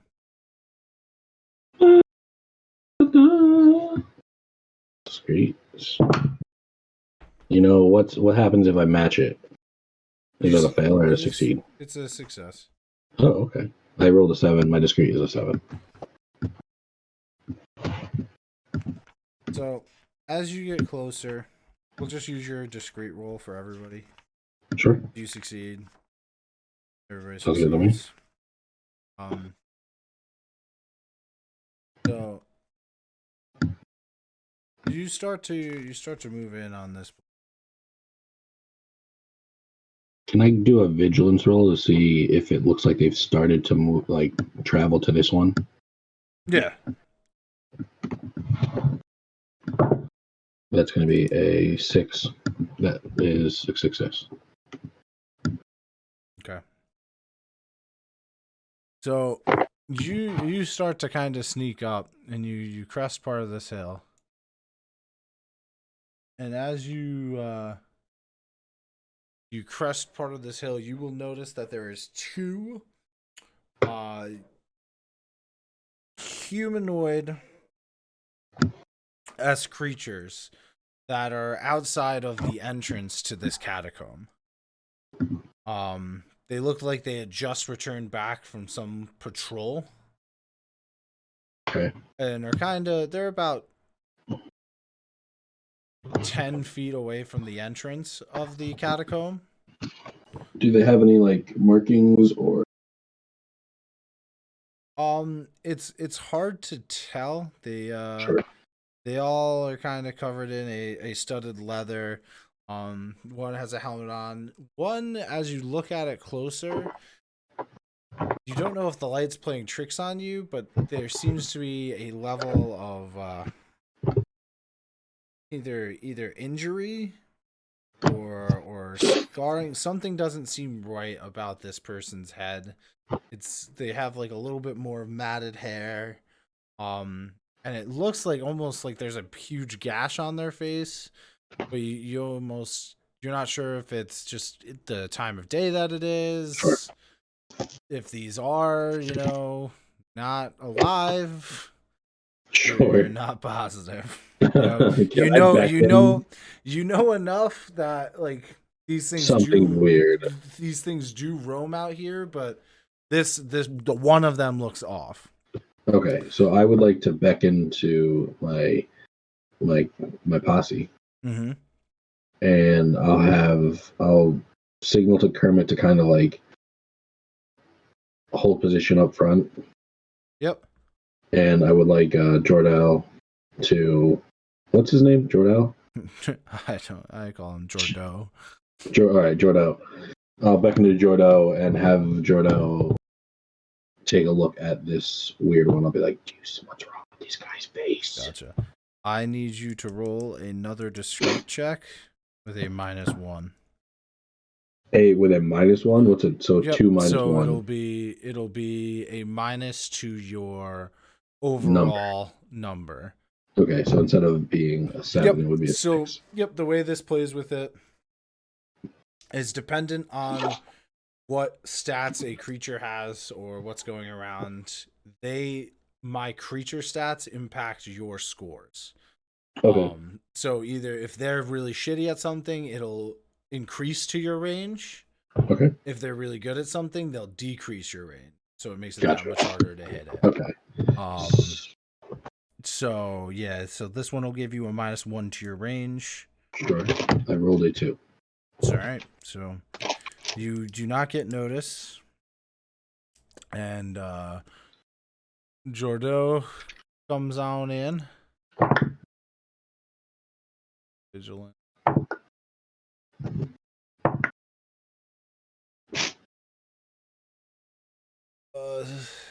That's the goblin. Is the goblin's name Tim? It could be. Oh my god, Jordo can't see for shit. He has a -5 to his vigilance. Or sorry, he has a 5 for his vigilance. What'd you roll? For my vigilant? Well, for his. For him, because you brought Jordo, I'll have you roll it. What if I rolled a critical fail? Well, a 1. A 1, so a critical success, you mean? Yes. So he sees it and he goes, "Oh yeah, there's some former undead there. His body is too, you can tell. The skin looks like it's peeling right off of him. It's wild. They right. seem to be. They actually even seem to be. They hold some nobility crest on them. Not sure which one." Shit. Okay. I'll throw the signal to Kermit.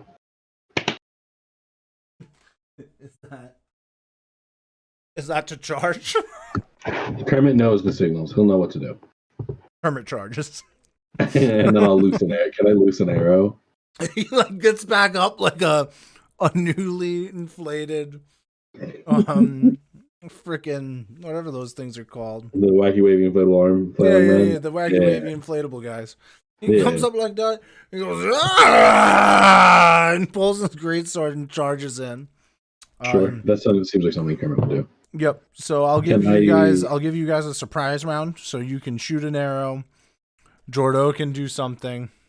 All right, what do I roll with D10? Because that's what my arrows do. Well, first what you'll do is you'll have to roll to hit.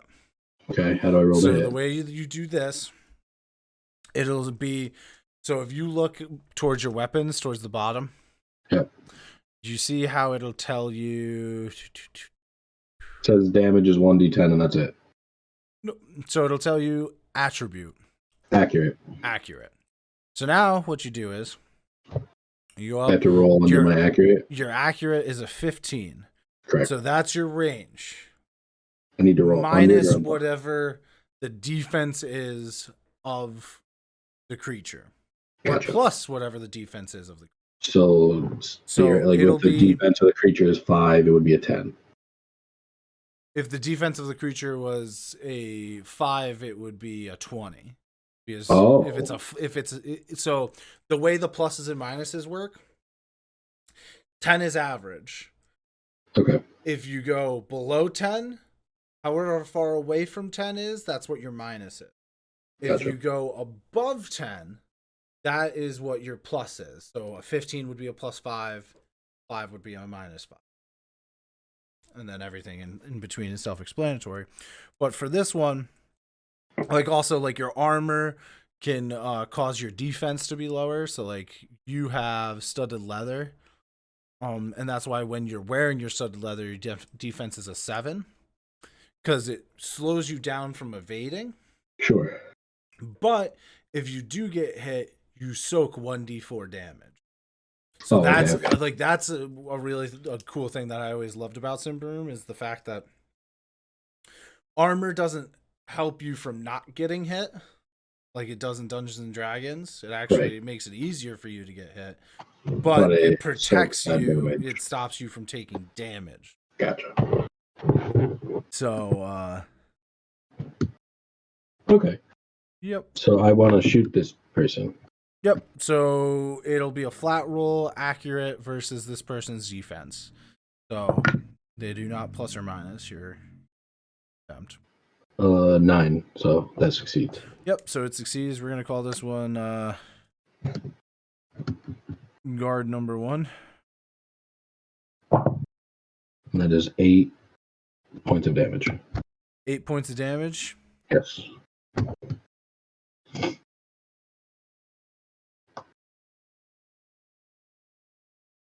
I'm going to say guard 2 was closer to Kermit, so that's who he's going to get into melee combat with. Sure.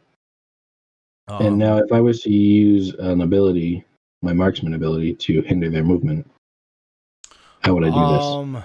I want to say... accurate versus strong. Double check that. I'm just going to pull up the whole... That's a bridge notes. Marksman. The character's precision provides his or her projectiles crippling effect. The attack deals damage as usual, and if the target is wounded, the character may make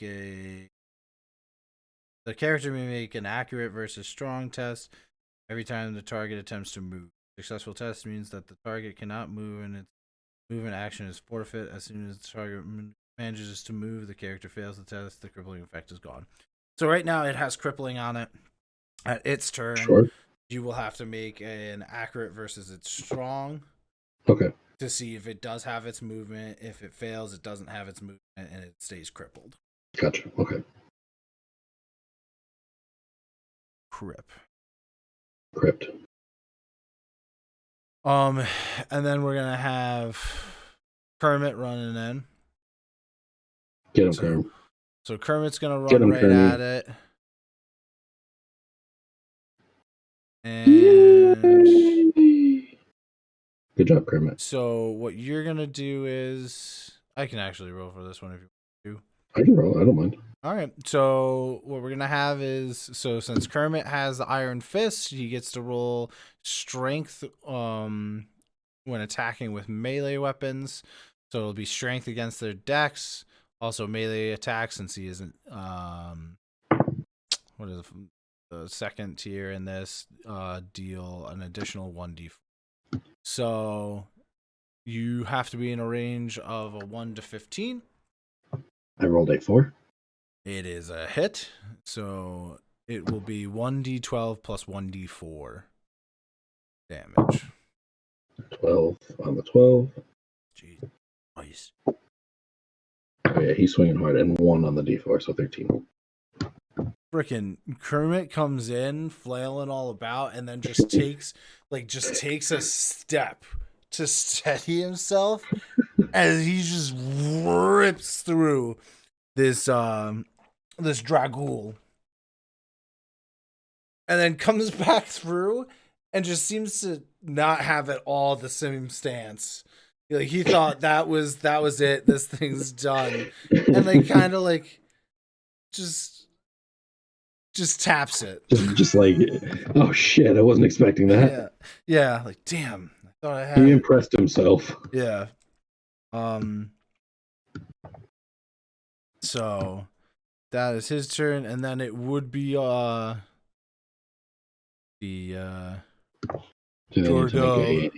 Oh, Jordo. Oh, okay. Yeah, because you get your surprise round. Oh, that's right. So Jordo can a wooden staff, but also has the capability to either use Holy Aura or Prios's Burning Glass.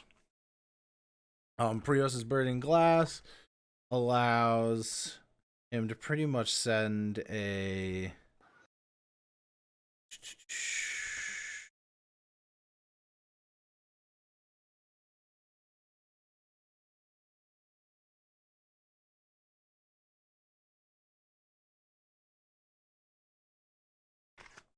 Riddles here at Tabletop Totality. You know our alphabet. Tabletop Totality. We know our alphabet.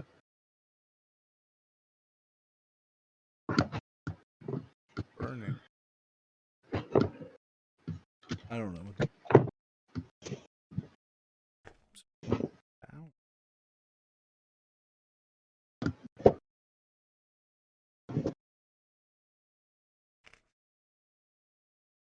Oh, I went too far. So he is novice in it. So you can have this mystic focus the light of its soul into a burning ray, which damages most beings and destroys the unholy. So pretty much you steer holy light towards a target, dealing 1d6 damage. The damage increases to 8 if it's abomination or dead. If you use that, it will cause 1 temporary corruption. Okay. And what's his threshold? His threshold is pretty high. It's an 8. Then I think he's gonna use that. It's an 8. And he's gonna shoot. He's gonna try to shoot it at the one that Kermit's fighting. Okay. So you just got to make a resolute test. So just a flat resolute roll. Tell me whatever. I rolled a 10. Oh yeah, that's. So you'll deal 1d8 damage, as it is undead. And that is a 4. And so, Jordo, channels this holy light through what seems to be like a monocle almost. He holds it up and goes, "Brio, show me the light!" And a beam comes through and just shoots right at this Dragool, and it just starts burning and lighting on fire and just falls down as it smolders and ashes out. Oh boy. As it's dead. Oh shit. And now we will start the round. So the way initiative works in this is everything is judged off of quick. So whatever your quick skill is, that is 9. What it'll be. So,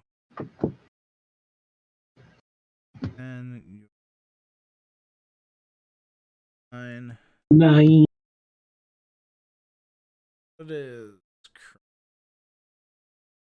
And remember, if you're watching right now, take this opportunity to go check out www.tabletoptotality.com.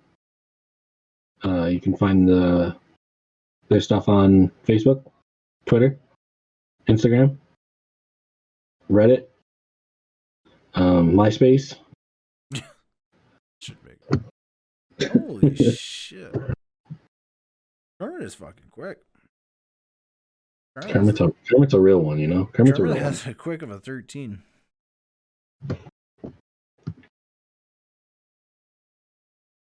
Alrighty, so on that note,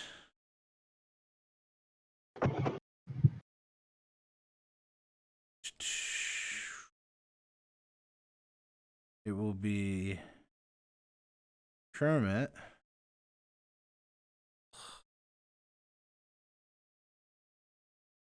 So if a quick tie is what ends up happening, is you go to Vigilant. If Vigilant ties off of that, you just do a roll.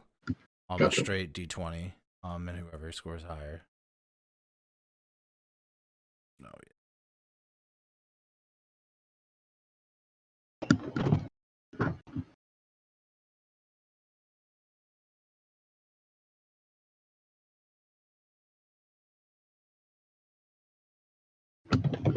All right, so it's Kermit first.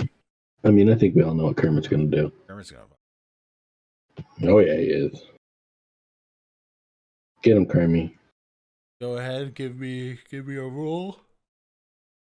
Still with in the range of a 15. It is a 14. Hits. Hell yeah, Kermit. 1d12 plus 1d4. 6.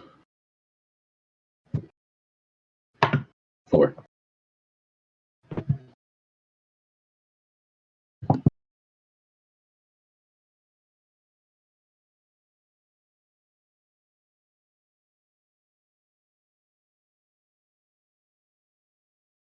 The Kermit comes in and just freaking hammers and rips his greatsword through. And you think the Dragool's just like about to collapse as like half of its body has almost been cut in half. Hamburger, not hot dog. But it steadies itself and it rears back up and gets ready. As it is now the Dragool's turn. So what I will need you to do is roll a defense for Kermit. It will be a -5 to his defense, and his defense is a 10. So it'll be, I need to roll under a 5 for him to get hit. 1 to a 5 for him not to get hit. All right. I'm rolling the shitty dice. So. Nope, it's a 10. Nope. It hits Kermit. Rest in peace, Kermit. Will take 7 points of damage. Rest in peace, Kermit. But you do get to roll the 1d8 soak for the chainmail.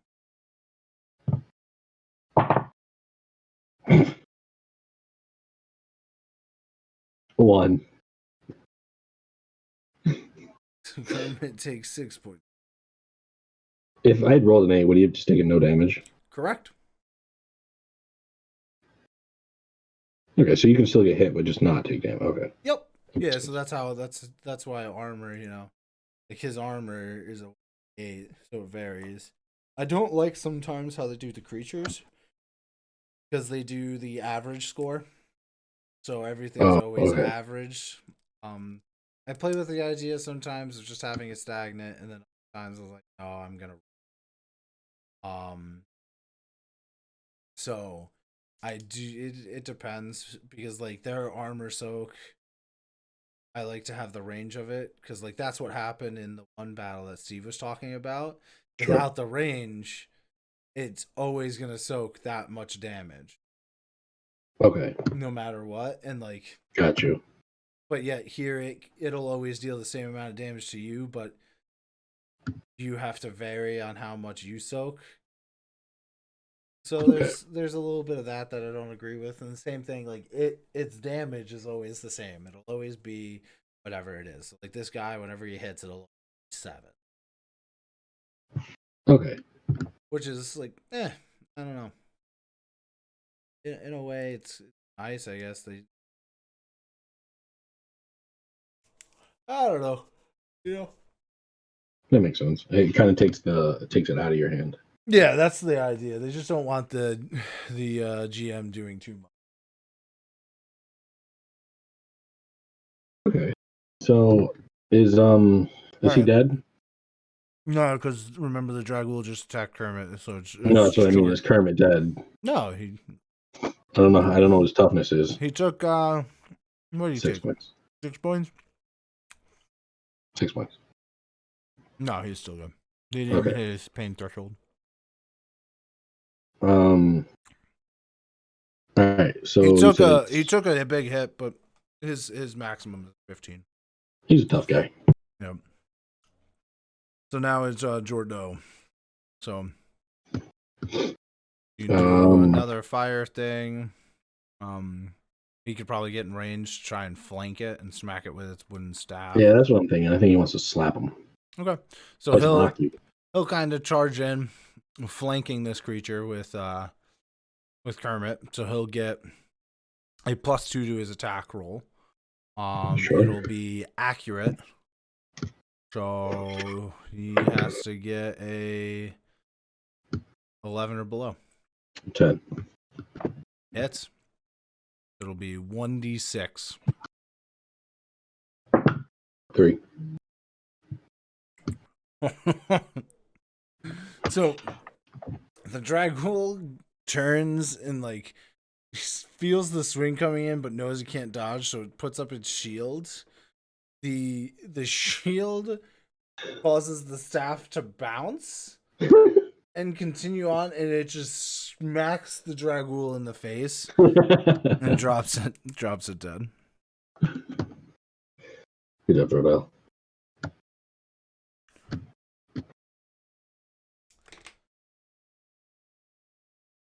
I'm assuming that caused a little bit of a commotion. A little bit. Can I look around and see if there's anything like if there's something else coming, or if there are people could have heard that?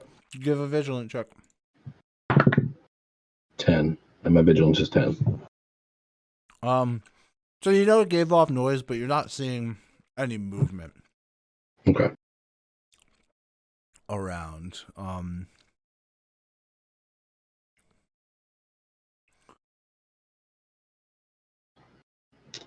Then I'm gonna proceed over to, because it looked like they were like guarding this crypt.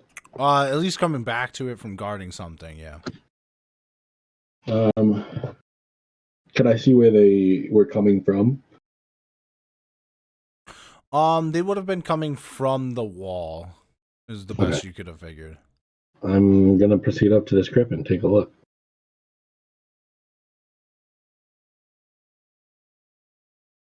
Signal to Kermit to watch in the back.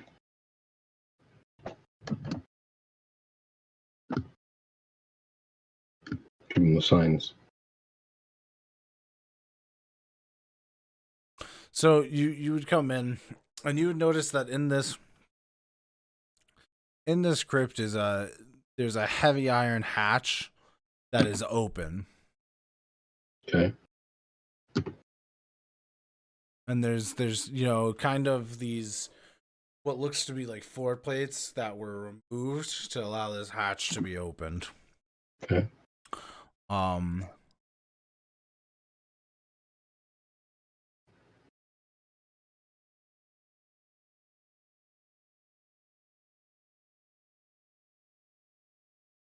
just gonna. Are you gonna go in? I'm just gonna go into it. Okay. I'm gonna say, YOLO, and I'm gonna head on in. How dark is it? Like, can I see in this thing? Oh wait, I have a lamp. It is going to be dark. I have a lantern and lamp oil. Do you want to use that? Yeah, so can I use that to see what I'm looking at? Yep. So as you're going in, you would notice.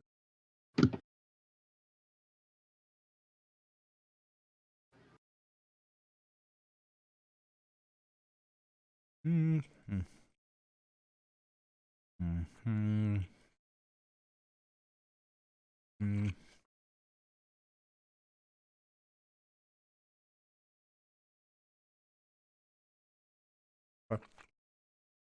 Um.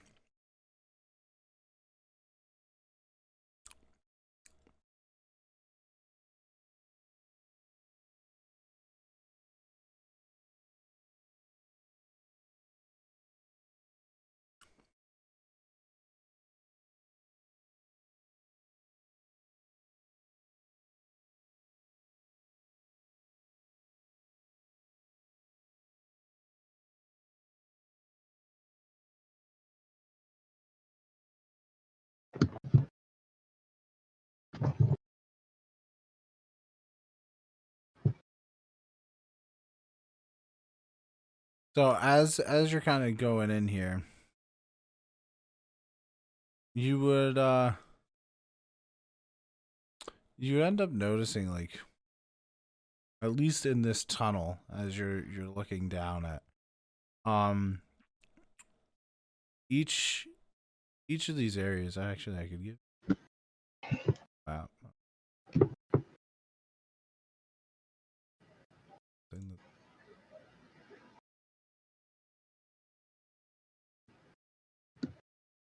An easy fix for this.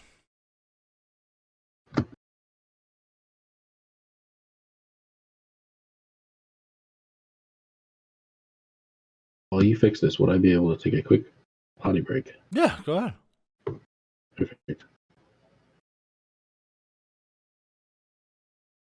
Mm.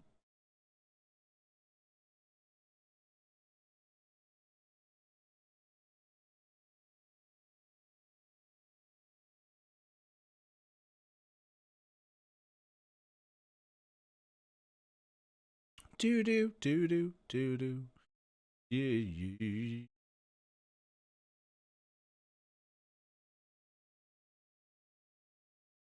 Symbaroum.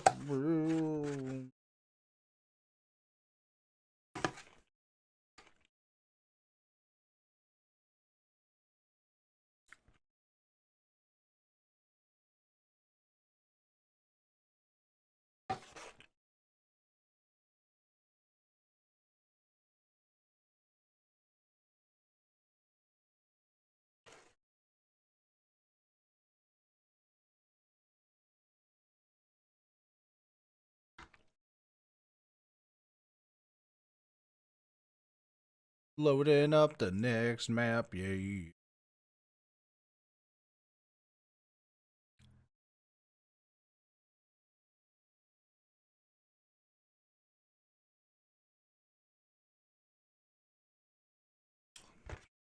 See if we got any donations lately. Let's see what we got. We got the donations.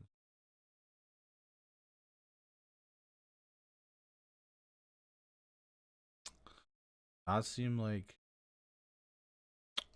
not any donations there. Team page. People are donating.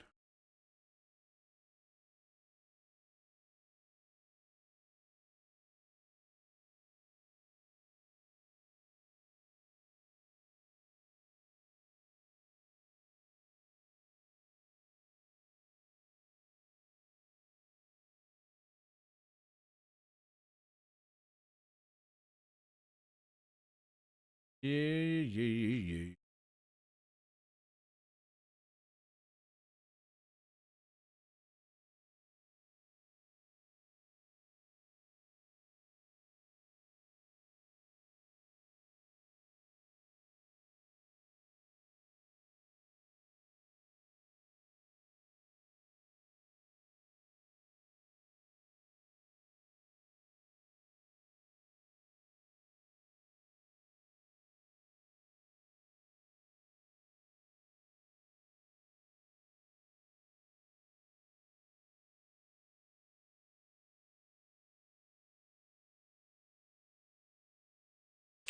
Dun, dun, dun, dun.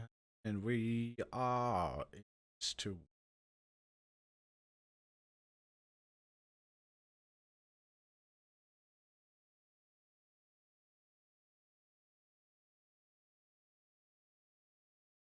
I do want to thank anybody who's still with us. And long going. A couple people taking some breaks. Ooh, look at that. What are we doing? My P-boy is back. Sorry. Oh, you're good. You know, they say you get older and you gotta pee more. That is what they say. So, as you can see now. Oh, yeah. Okay. So where did I enter from? 1. Okay. So you come in, and this is a kind of narrow area, but you could probably fit 2 wide in. And you would just see all of these boxes on the side are all burial crypts. Okay. Some are filled with stuff, some are looted. It all is dependent. So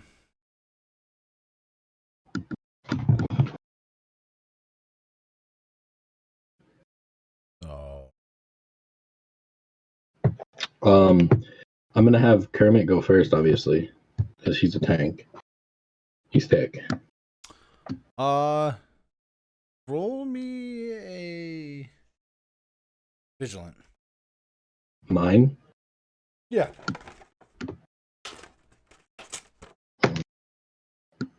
Tis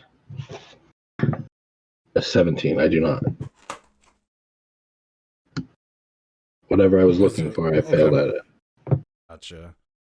Give you one also for 10. well, let's actually do the Jordo. 1.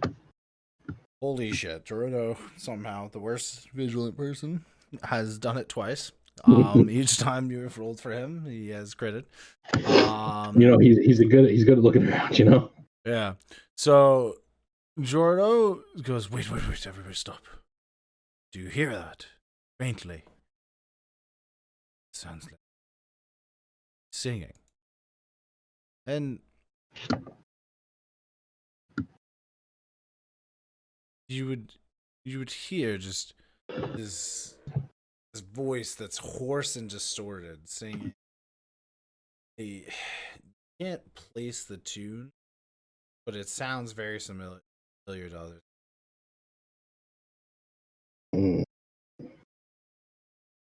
Where would I have heard it before? Like in a tavern? In taverns, old swordsmen would sing it. Gotcha. Okay. Oh, fuck. All right. Let's throw the signal out to stay low, quiet down. And the more you kind of look around, you will see a weird light flicker off of the wall here. Yeah. As if somebody is in the main room. Okay. So can we kind of like discreetly move our way down this hallway till one of us can see what's going on? I guess Kermit would be the first one in. Yeah.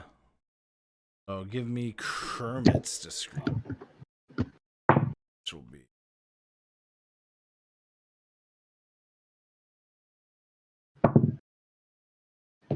I rolled a 3. That is succeeds. 5 or below. So Kermit's able to sneak up to this corner and kind of peeks around, and in this area there is as much as there's this staircase that's going up, there is a group of people, I'll say people, and humanoids, dragools, things that are definitely not dragools. Yeah.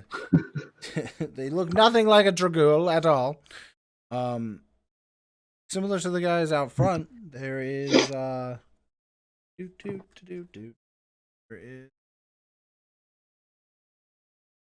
sure I get the number right.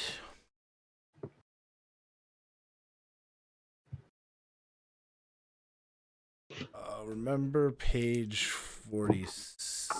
Page 46. If I forget it, the chat will remind us.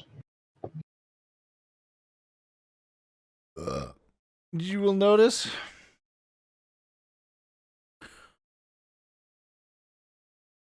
there will be a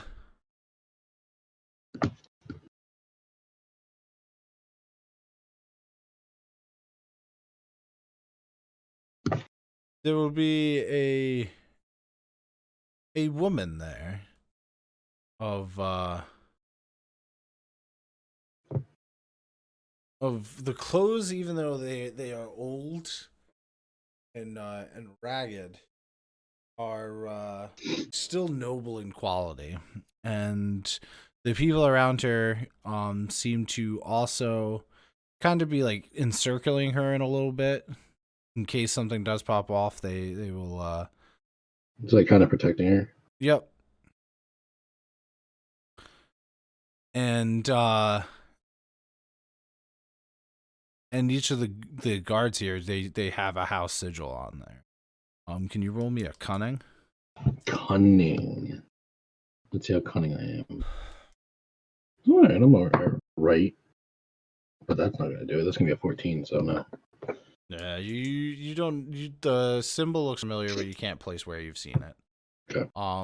And there is in there.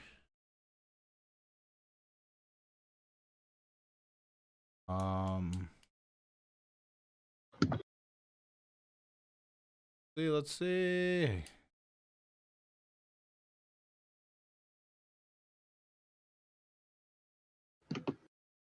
So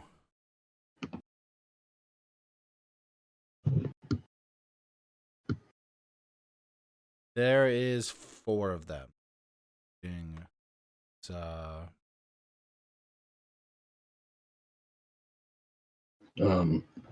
Is there any way we can make it up to this corner without them spotting us? Like, I'm just trying to figure out if like we're like as soon as we walk around this corner, like they're gonna this see corner. Us.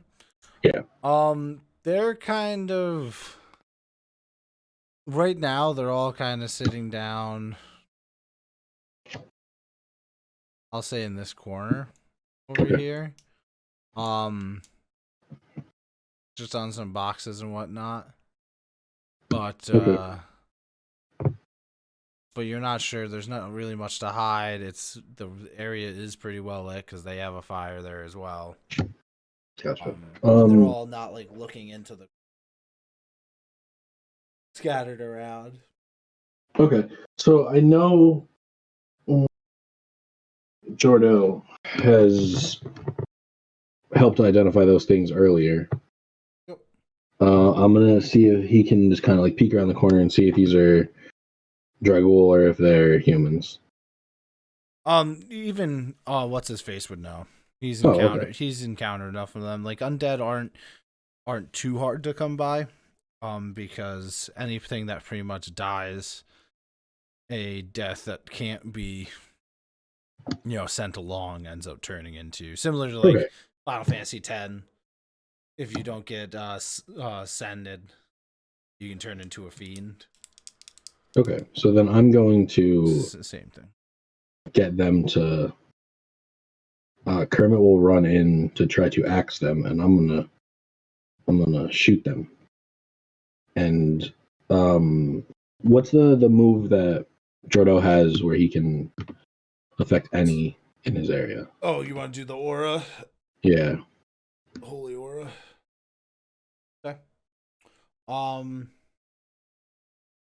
So yeah, the holy aura. All abominations undead within sight suffer 1d6 damage per turn, ignoring armor. Yep.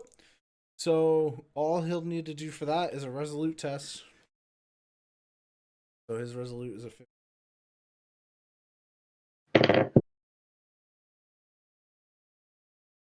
I rolled a 1.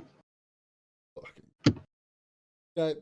Have I rolled a 1 on every of Jordo's rolls? Except for his weapon attack, which was like a 2 or Yeah. Okay. so Can't make this up at this point. Pretty much. You should have never left. So I'm just gonna use that dot as your Sure.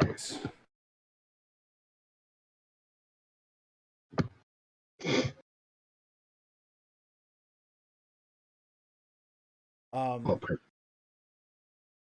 So Kermit kind of rounds the corner going in as Jordo will walk a little bit further over, saying his prayer to Prios, and then as a shimmer comes all across him, and then you will pop out and shoot an arrow.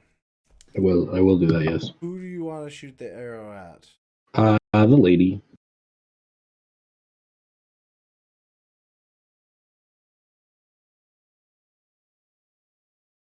If I could. Yeah.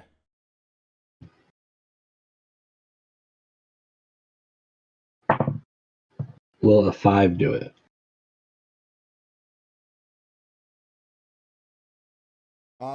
So for that, saying.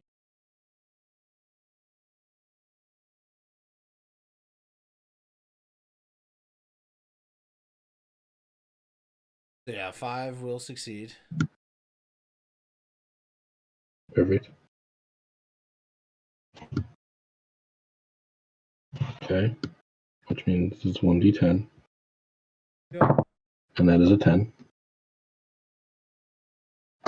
And on their turn, they need to make a strength versus my accuracy.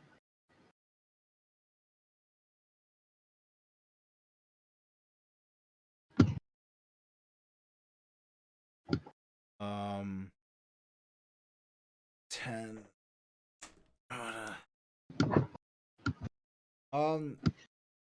When you go to Kermit's sheet, it's all the way up at the top. Because I think he also has leather armor. Leather. He has leather and chainmail. What is the leather armor soak? Is it a D4? 1d6. D6? Okay. Defense is 11. He soaks 1d6. Alright, so you did 10.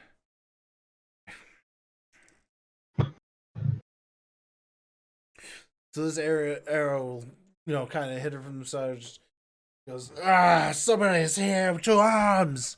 As, the rest of everybody turns and faces. I'll say guard 1 is who Kermit can attack. Sure.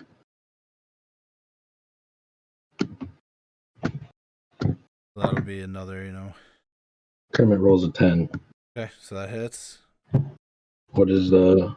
What is it, 1d12 It's a 12 plus 1d4? Yeah. He rolls an 11 on the d12 and a 4 on the d4.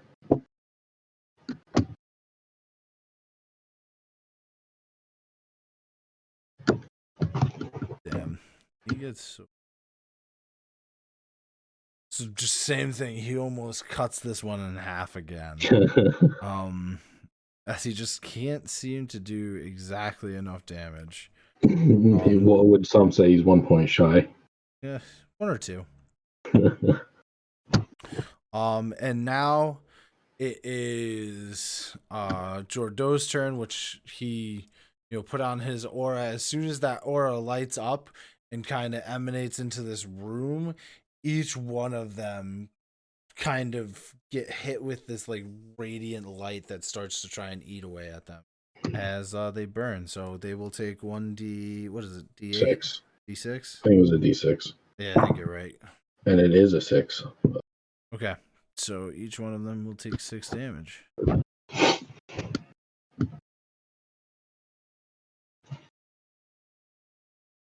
So the one that Kermit hit, just, I don't feel so good, Mr. Stark, away.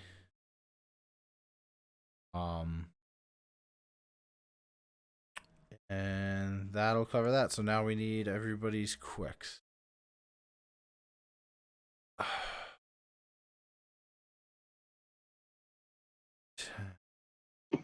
I'm a 9. What's your 9. No, you're vigilant. 10. Yes. Can you look at Jordo's vigilant for me? Oh wait, no, I already know it. 5. All right. All right, so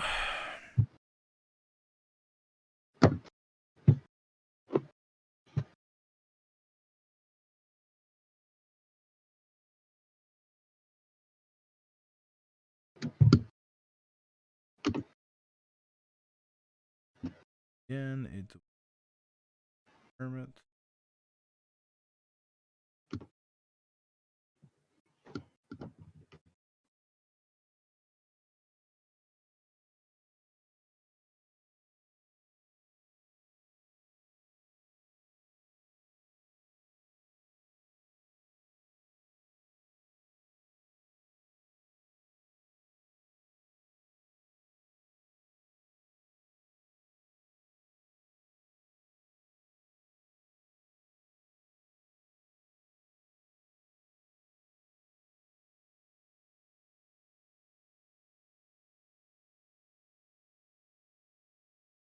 All right, so it starts with Kermit. Yeah, there's another one.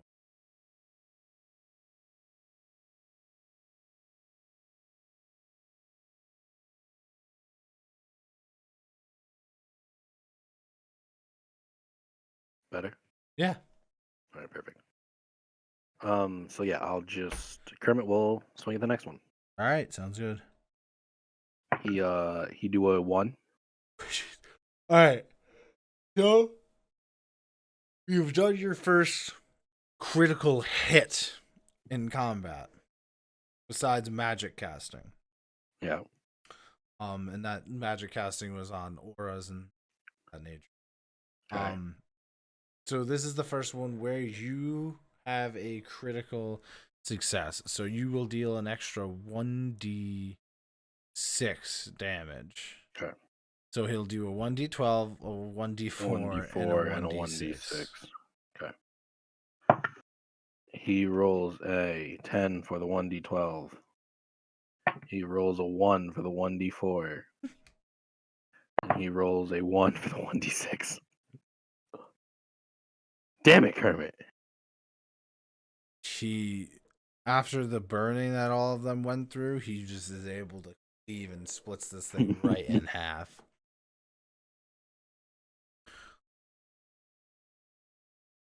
He resets, and now it is the Dragool's turn. The 3 remaining of them will go and try and flank around Kermit.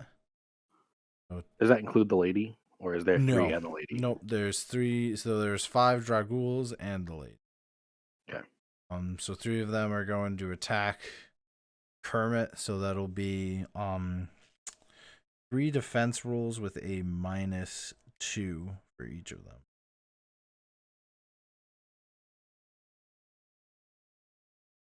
You want to roll those up for me? Say that one more time. 3 defense rolls. Yep, 3 defense rolls with a -2. 5. Okay. 4. And 6. Yep. Able to dodge each one. I think Kermit might be the strongest member of our party. Kermit's your tank. He is also Very elusive tank. the strongest. Hey, I go to the gym sometimes. I lift weights. Yeah, exactly. So now it is her turn.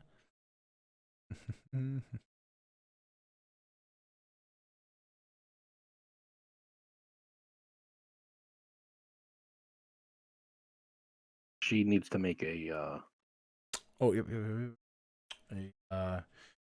No, you need to make a accurate versus their strong.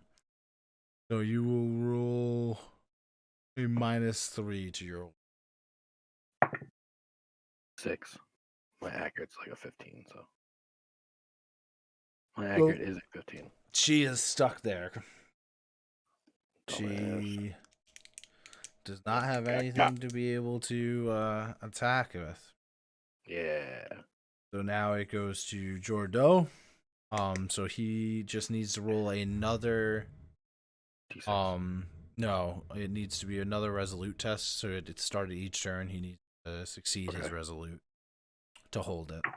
Got you. And that is also a natural one. Okay. Be another D6 then. 5.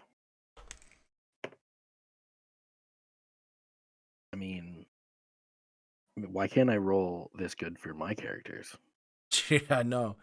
So, the undead woman in this last wave, just everything on her hits this radiant glow as she's kind of like goes to fight it off and try and stand up straight and proud with her bastard sword drawn until she kind of like ends up falling to the ground and crumbling in a almost like a fetus position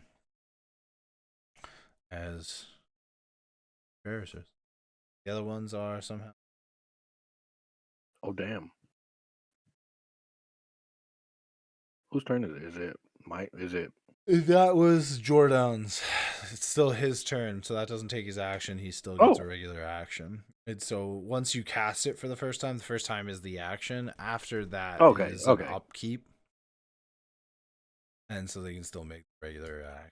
Right, so he'll roll up in and take a swat at one of them. Okay. That's gonna be a 9. Yeah, if that's in your range. Goes better. Is that in your range? I believe so. Because this is for Jordo, right? His is accurate. Yes, it is. Okay. Damage. 1d6. 1d6, yeah. 2. So this time when Jordo comes in, the dragon was able to properly use its shield and knock away this staff. It is your turn. Characters. I like to snipe some boys. Alrighty. Do you want to do the one that's in combat or the two that are out of combat? The one of the two that's out, not the one that Jordo just hit. 4 or 5. 4. Roll me 11. My accurate's 15. Okay, that hits. Another D10. And again, that is 10 points of damage. Yeah. That one. You hit that one straight in between. And it just drops. Dropped him. Kermit's turn. Kermit is going to take a swing at the one that has not been injured. Or rather, the one that is not currently Not in melee. Correct. Number 5. Actually, no, he's going to take a swing at the one that's in melee with. Okay. Just to avoid it. Number 3 it is. And that's going to be a 15. Does that hit? That does. Because that meets his strong as a.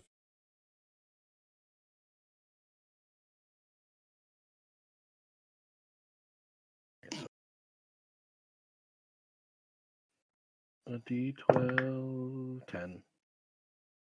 And a D4, 4. 14 points. Freaking blast right through it. He almost hits it flat with his great sword and just takes off the torso of this creature as the legs just stand there. And it is the last Straggle left, and it is just gonna try and fight, and it's gonna go after Kermit, since Kermit's been. Kermit, no! So Kermit will have to roll defense with a -5. That is a 10. Not successfully defend. So and then a D8, I think of. Yep. He rolls a 6. Okay, 1 point. Perfect. Gordo. Does he make another resolute check? Yep, to hold it, and then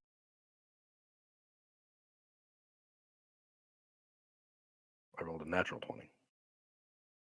fails it. Oops. Hitting both ends of the spectrum with Jordo. There's no middle. Alright, so he'll just take his... Can he just use his attack to swing at him? Yeah. That's a 13. I do not think that hits.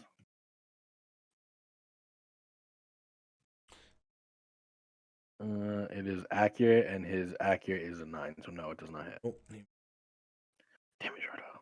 It's your turn. Really shit the fucking bed today, you know? Alright, I'm just gonna shoot him, so. And that is going to be a 9 to hit, which is lower than my accurate. Hits. And again, a D, that's 9 points of damage.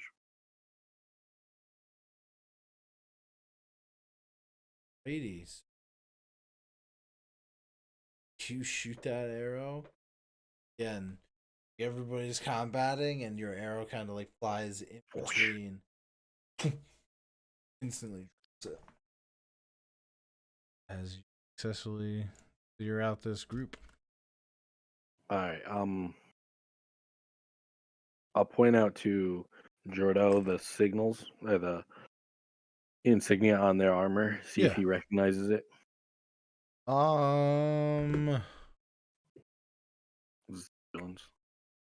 Give me a cunning. That is a 6. Yeah, so he looks at it and goes, these sigils match that of the house of that man earlier, whose nobleman should be out here. Hired us. Yes. Can I look around and see if I see anything else in this chamber? Like, is it normal for like a singing lady to be traveling with? If you look at her more often, she's also undead. But Okay. again, her cloak is, all of her garb is very noble-esque. Like, there's a clear distinction between the undead that's with her and. Okay.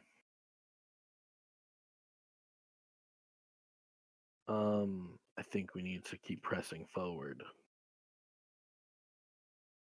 to find this lord.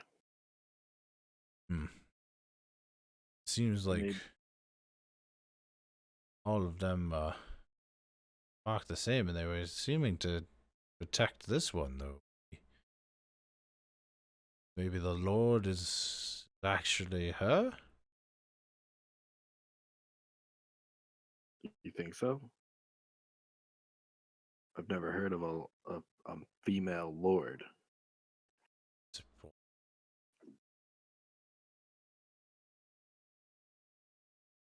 I mean, that shit. Should we just take her body and head back now? I don't know if we wish to explore further. There has to be some reason they were all in here. Can I just do a look around and see what these other chambers lead to? Like, what can I see what 6 is? So, for you to do.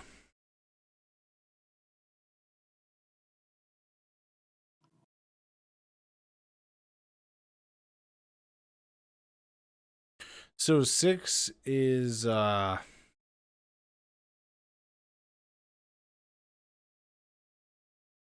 door is shut, and the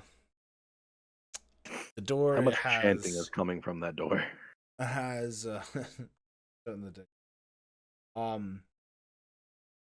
is gold inlaid friend, all and the enter. way through. Yeah. Drink. You do not you don't hear any chanting or anything on the other side. And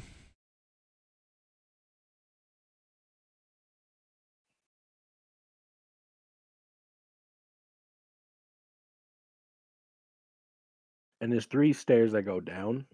So these are actually 3 stairs that go up. Up, okay. And you can figure, like, as you start to look around and figure this out, these are all of the. This is the crypts that you saw that were bigger, and this must be the center temple. Gotcha. Okay. Where 3 goes back up to. Oh, okay. I'm picking up what you're putting down now. We got to burn this place to the ground. But as you're looking through, especially with Jordo, I would say, if you want him to do an investigation on these golden inlaid doors, he can tell you more about what's down there. Yeah, it'll just be a cunning. That is a 1. Really, just no in between. This all being the crypt, it makes sense. This is a burial hall for a very important figure for the people of Oleron. Yeah, this is what it depicts. It's pics of their chancellor, their high-end mother figure.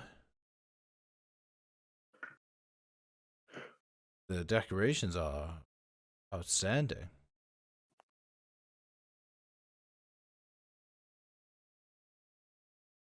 But there's a darkness that sits in here. What kind of darkness? Sure, but not get a feeling about what behind this.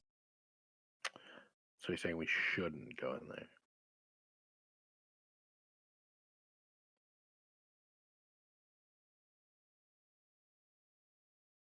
I mean, as we all know, Kermit's the brains here, so.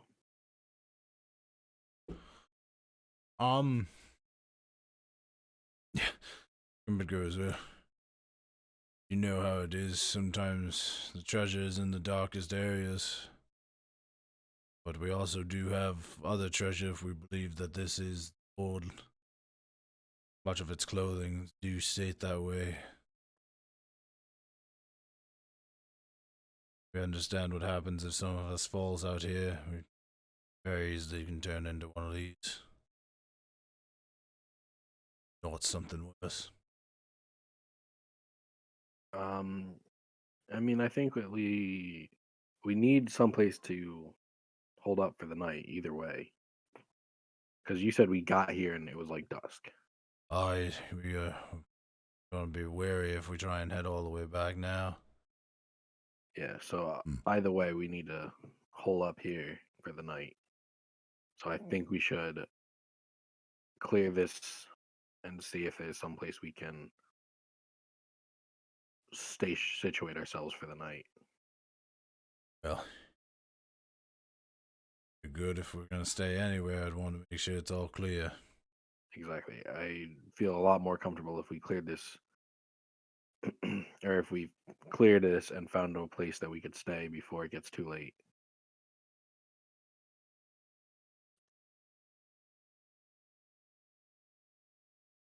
I don't want to get caught out without someplace that we can hold up for the night.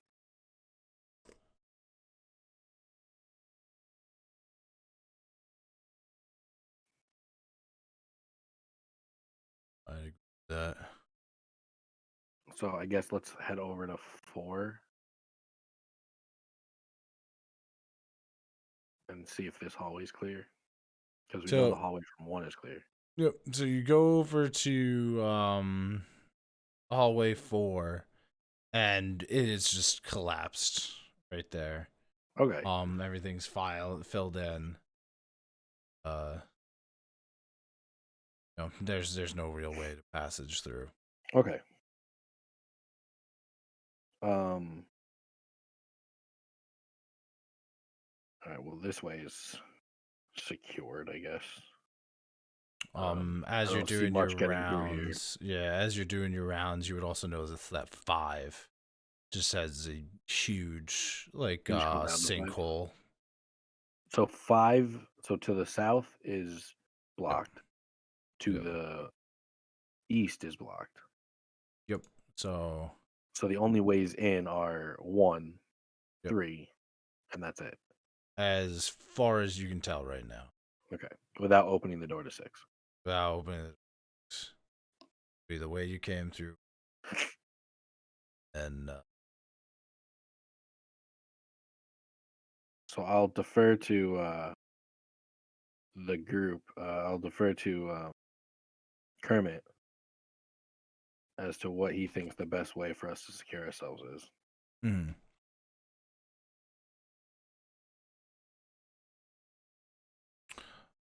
Yeah. Sure. Anybody's call. I mean, I don't really feel comfortable putting ourselves down one of these hallways with no way out, so I think we might need to go into the Golden Lord room.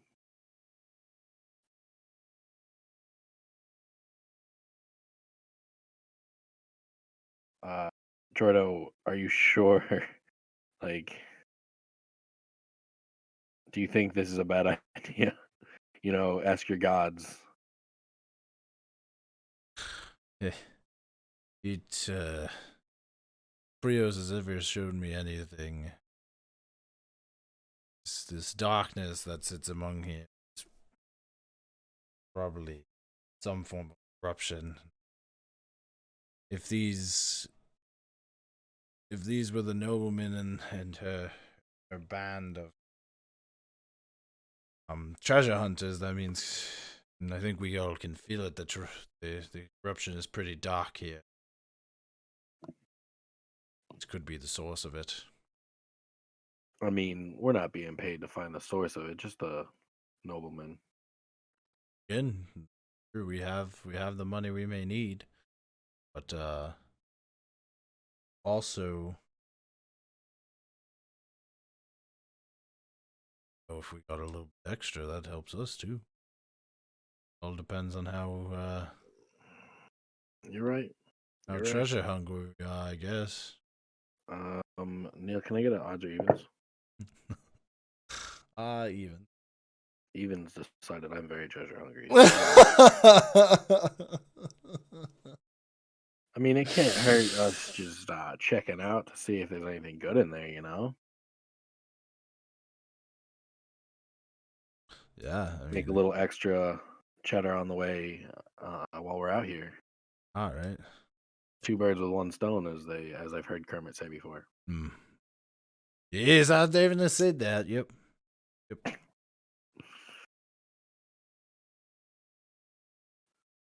I guess.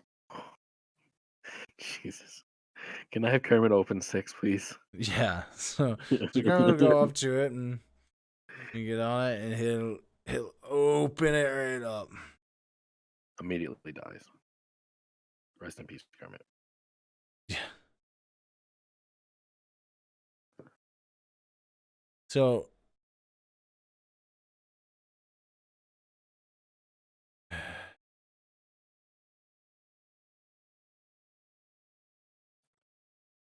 interesting. So as you open this, instantly a foul smell just comes straight to your nostrils. As there's in the middle of this room a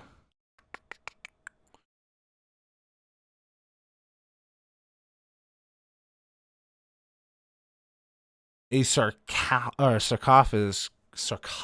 Oh my lord! Sarcophagus. Sculpted from gold speckled marble, real gold inlays, all of this, but somehow it is just black.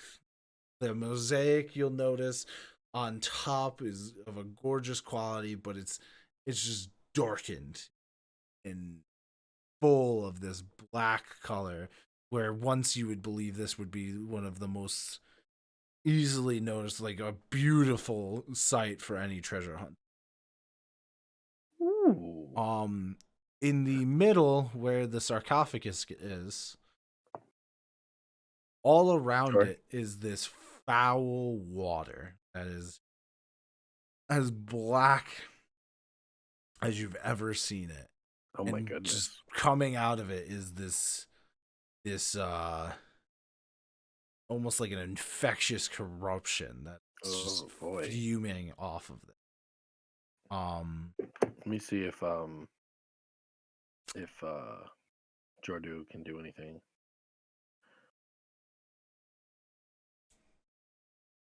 This is him. Yeah. No.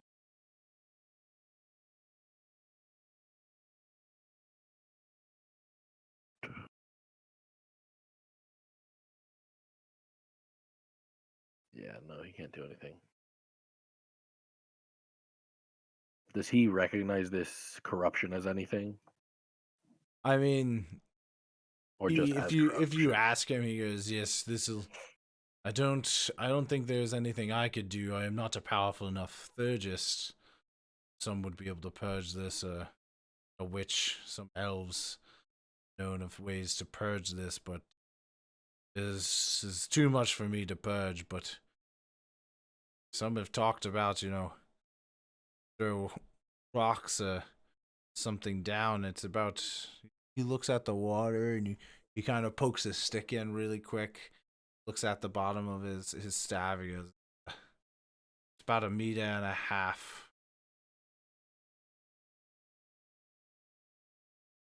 deep." All right.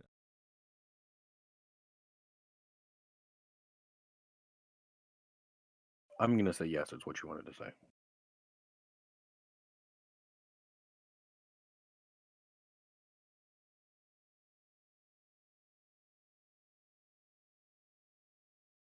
Yeah, sure. I'll take that. Actually, I'll say it's 1 meter. It's almost 3 feet deep. Oh.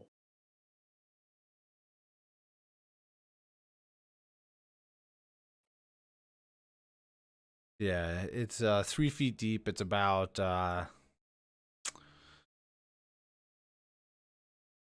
10 feet till you would reach the sarcophagus and be up on that platform and not in the. Okay. But yeah, he dips it in and it just keeps going. He goes, "Oh yes, that does look about as deep as it seems." However, Kermit will point out. He goes, wait, look, on the front there of the sarcophagus, it looks like a warhammer and a shield mounted on it. Wonder if those were the weapons of this person." The more above, it shows of a dangerous warrior defending their people with warhammer and shield alike.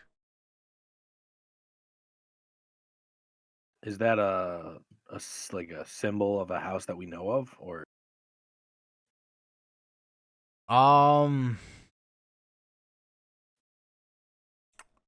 Jordo was able to roll really well on the cunning test before on the door, so he would know that. Again, this is of the people of Halaron, who they used to settle out in this area.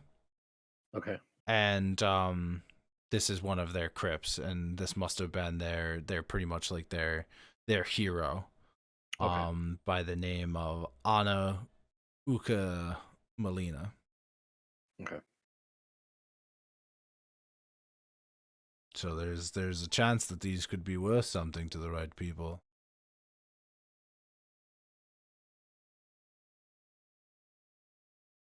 I mean, Kermit, you want to grab them? I'll worry about this water, but if this is what we wish, I can give it a try. It may be best for the Thurgis to go through. He may have the best resistance.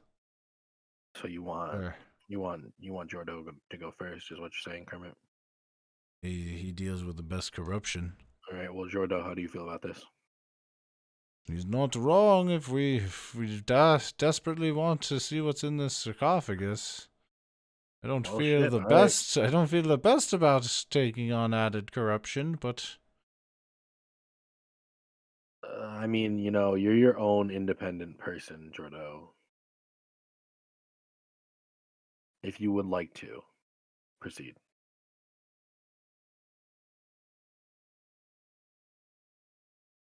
Neal, odds or evens? Evens. His ass going through that.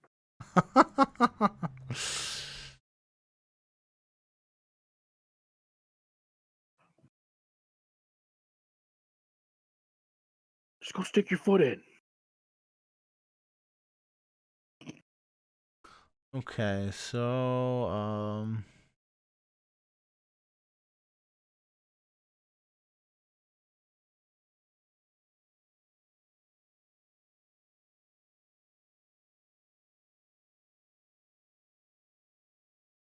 oh my gosh. How do you even... You gotta have so many people. You can't even do this 100%. Okay. I gotta look up corruption stuff. Oh shit. They just killed Jordo. See how much corruption he...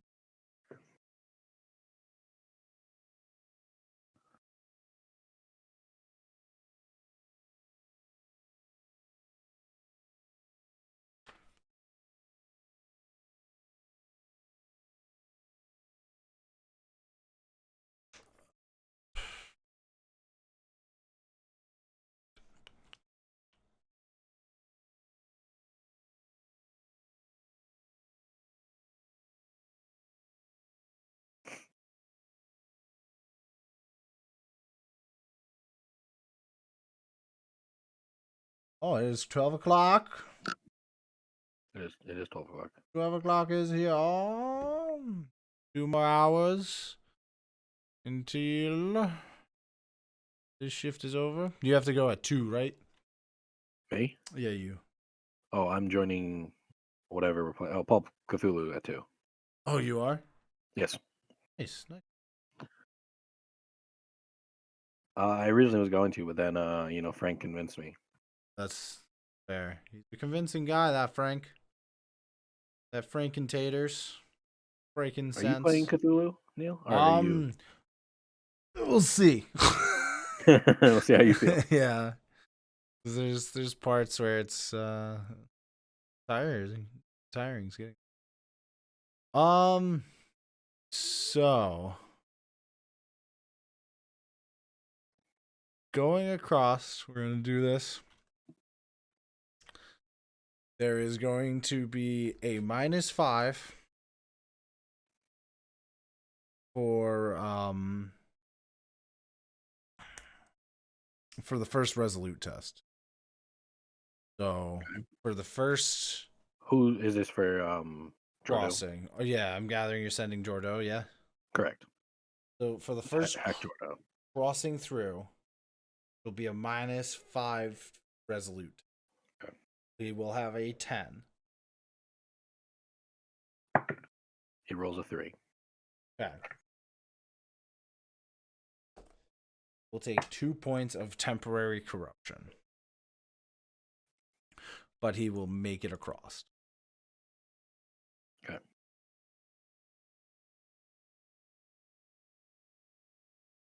Also,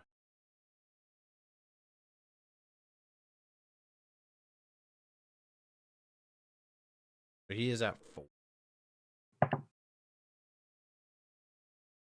It's 4 more, or sorry, 5 more. It'll put him over. It's corrupt.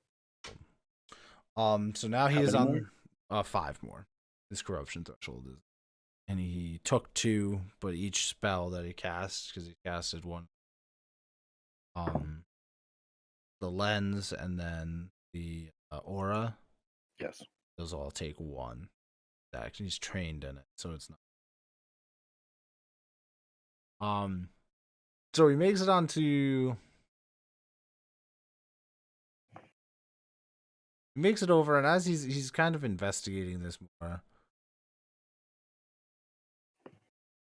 and he remembers a story, and he'll kind of say it, and he goes, "Oh yes, I believe this is the hero chancellor of legend.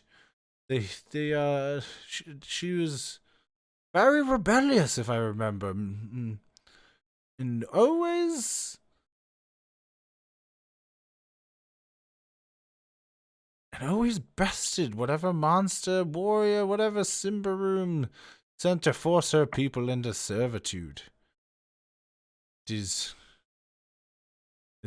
one is a hero among many. And it was always believed that, and he kind of removes the warhammer. That this warhammer of is it sigil what a Sargil, yes, Sargil, the warhammer of Sargil was the font of her power, her strength.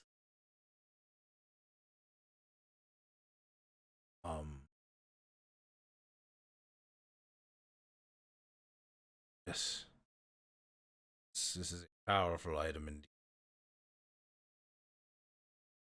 Bathed its corruption for far long. Should.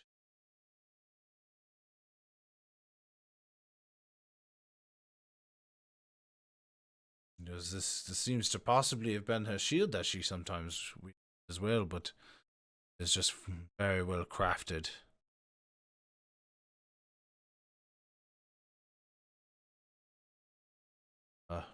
Investigate this a little bit more if you want, or do you want to just have me come back with the warhammer and the shield? Screams across. Why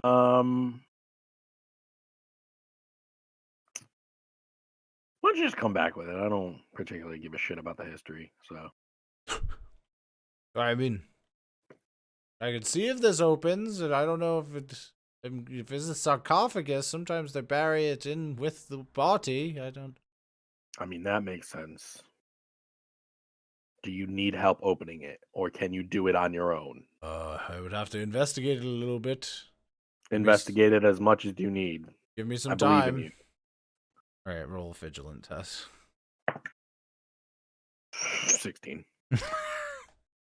He's looking at it, and it's like 30 minutes that goes by, and you guys are sitting. Have you figured it out yet? And he goes, I just don't know where this opens or closes. I have no idea. I don't know if it opens from the top. If this slides, I don't know if this hammer, I just busted open, and that's why it's in the front. I think clue. That might be it. Just take the hammer, and just hit the sarcophagus with the hammer. You want me to wield this hammer? I can barely pick it up. Well, what are you going to do? Use your stick to break it open? No, I'm saying you want me to try and break this open. It's not my forte, but I'll take a swing, I guess. What if you just hit it, or what if you just push it really hard? Push what? The hammer? Yes. Maybe if you rotate the hammer clockwise. He just spins it in his hand. Clockwise. I don't think this is doing anything. It was worth a try. Kermit, you're the brains here. What do you think? You want me to smack it? I could try.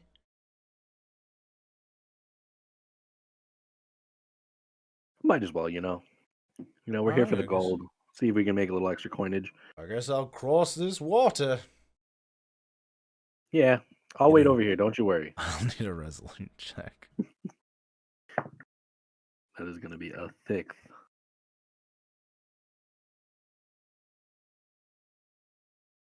What you get? 6. 6?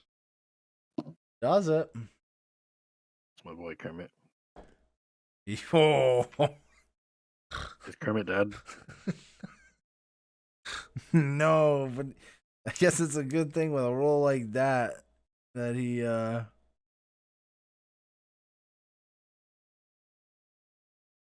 just took 4 temporary. Woo! So he's kind of going through this, and you just see like the blackness just traveling, this dull matte black just traveling up his clothes higher than no, you didn't even see this on Jordo until he got out of the water, and this bottom of like the 3 feet that was submerged just looks like it was wet. But he makes it out to the other side. He goes, "Oh, that took the heat right out of my limbs. All right, well, let me take a look at this first before I just start swinging the hammer at it. On a roll a vigilant." I mean, I don't keep you around for your vigilance. 18. Hey, it's time to give me that hammer. It's about 5 minutes in. He goes, "I'm done looking." He lasted a lot longer than I thought. So Yeah, well, he's the smart boy. I just gonna go grab that hammer. So he takes the hammer.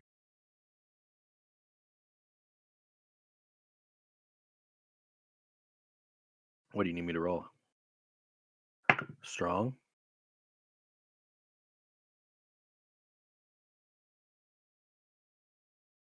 That's I'm assuming that means he's dead now. So yeah, you could roll a strong to see. He rolled a 5.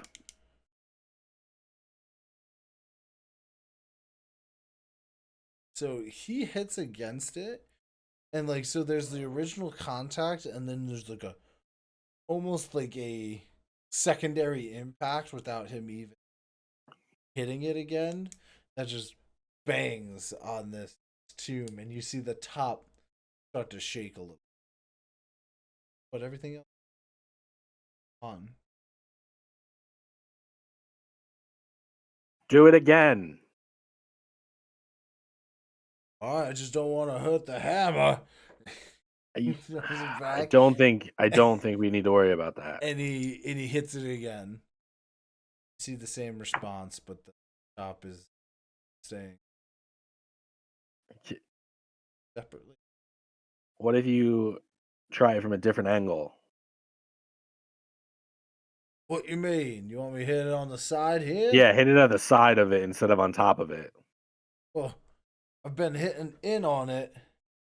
I haven't come down on it. Yeah, try coming down on it. All right. Evens or odds? Give it the old whack-a-mole. Evens or odds? Evens or odds? Odds, because evens have been good for you. Odds.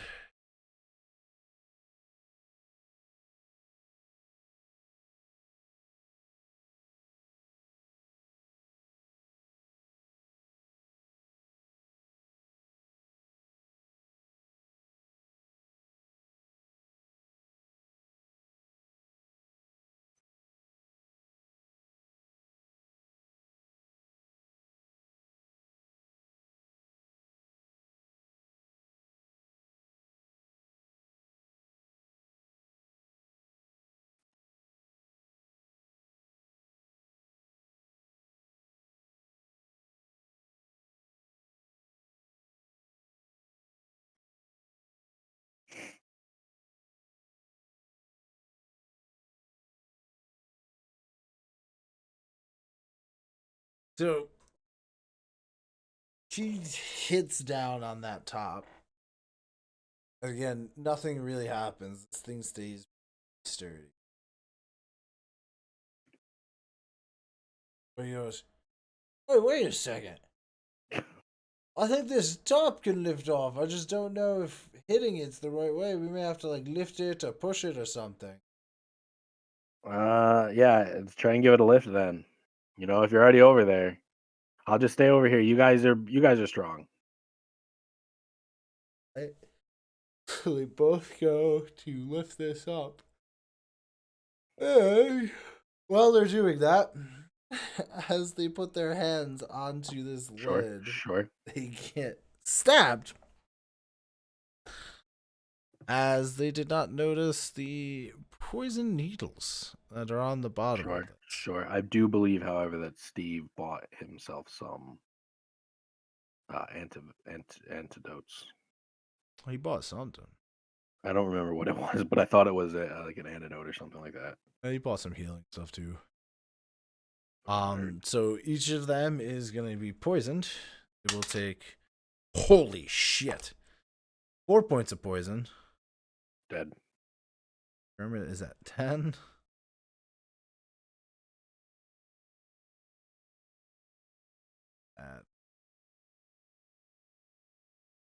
Or it's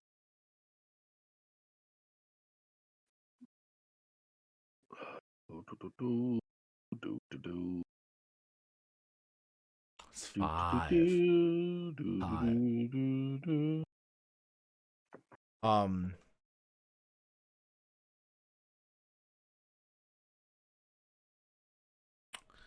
So, and they will be poisoned for.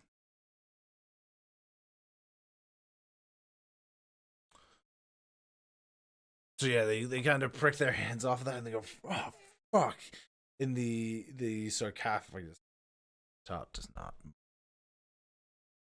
He goes, I don't think just even the 3 of us can move this one. This is the heaviest thing I've ever tried to pick up. I mean, that's about as much effort as I'm willing to put in on my end, so. Let them all just get stabbed. Fuck them. I mean, exactly, really. Really? If you haven't figured out, that's what I'm going with for this character. Oh, I have. Well, that bracelet would have been pretty good. But Jordo has healing abilities. Who is looking worse, him or probably Kermit, because I think Kermit only has 5 hit points. Okay, so he's going to do. Yeah, Kermit has 5 hit points left.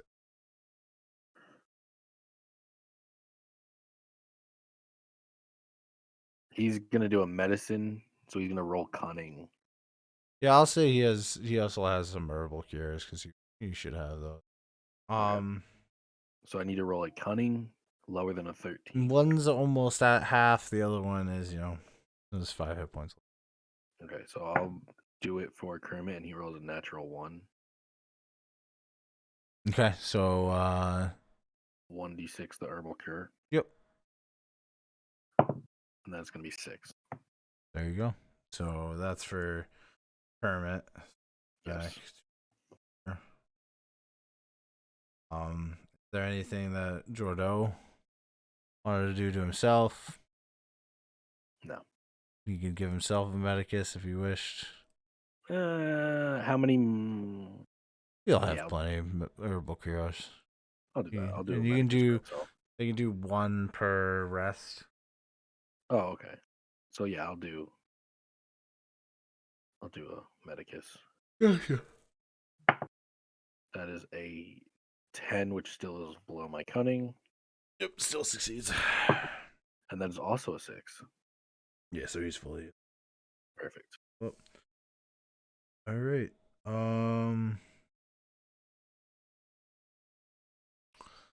Good job over there, guys. Yeah. And now it's the journey back, so each of them will have to make a resolute test. Sure.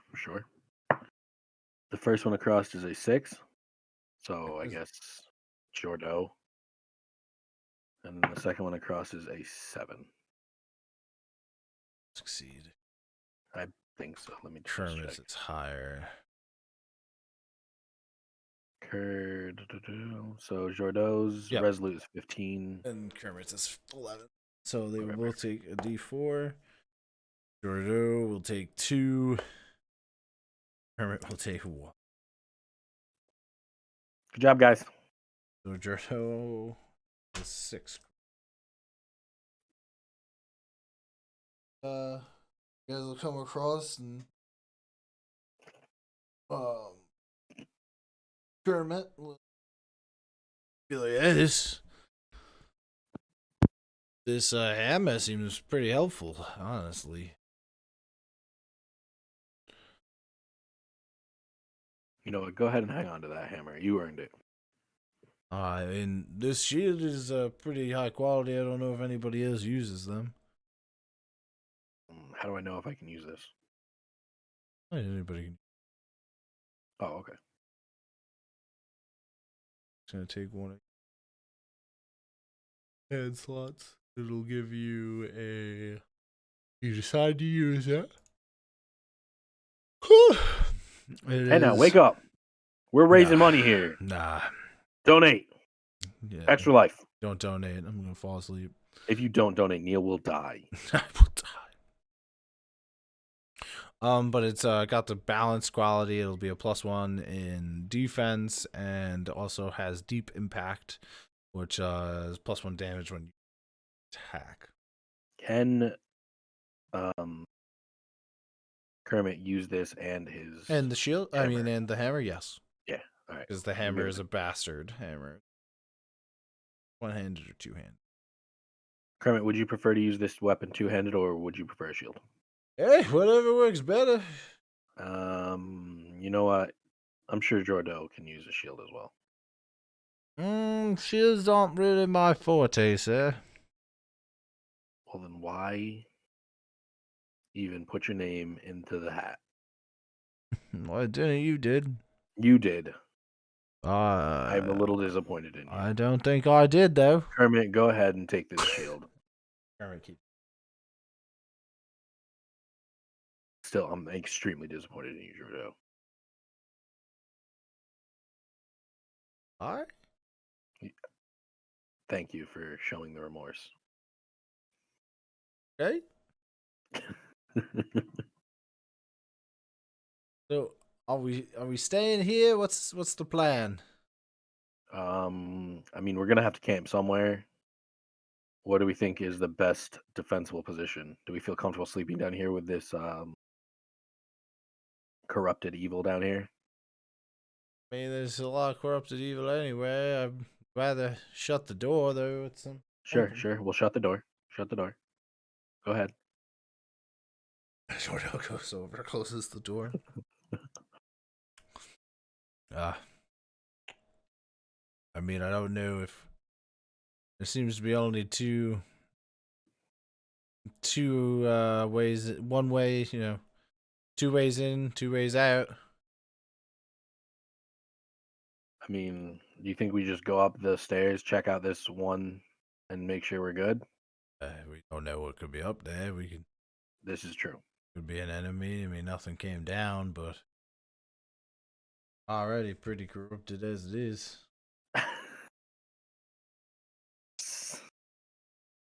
Let me check to see what we all have in our bags, because I want to see if there's anything that could be useful.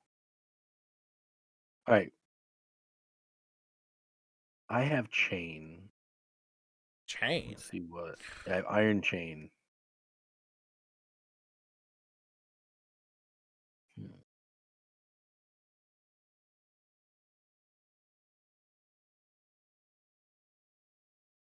See what the knight has. See what Kermit has. Yeah, so I think, is there any way I can chain? I feel like I should chain this door closed, but I'm not going to do that. To 6? Yeah. There is if ran it right, you could probably take one of these swords. So I have 3 meters worth of chain. Would that be enough to chain 6 and chain 1? Have no way to cut this. Oh, that's true. I didn't bring my cutters, my chain cutters. I didn't bring my angle grinder. Shoot. Okay. So you could still definitely 6 and these swords to put in chain lock. Sure. And then can I look at one and see if there's any way I can secure one? Just so that the only way out is 3. There's a hatch. The only way you can see to lock it is from outside. Outside. It's like a hatch that like we're underneath it and it opens up. Yeah, but right now And it's flat. There's nothing I could like tie something to. the inside. Yeah. Okay.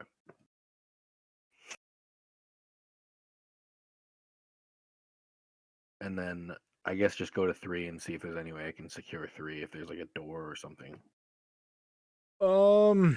Yeah, 3 just looks like kind of a staircase up. But it is like pretty shoddy. A lot of the stone steps have, decayed or broken apart and things of that nature. I guess then we just find a corner and make ourselves comfy for the night. Alrighty. We'll leave in the morning with the Lord. Lord body. The Lord body. How are people setting up? All sleeping, crying. I've assumed we were gonna try to do watch. Yep, not a problem. All right, so who's first? Who's second? Who's third? I'll go first. Kermit can go second. Jordo can go third.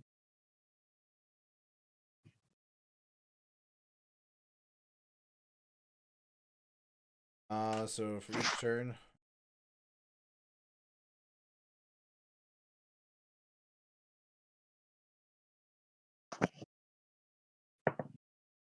4 for one, the first. Okay.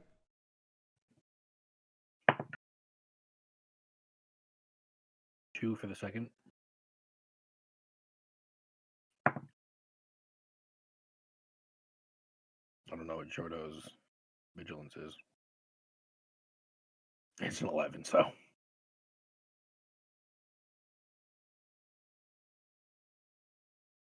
Damage. You've doomed us all. You guys go through.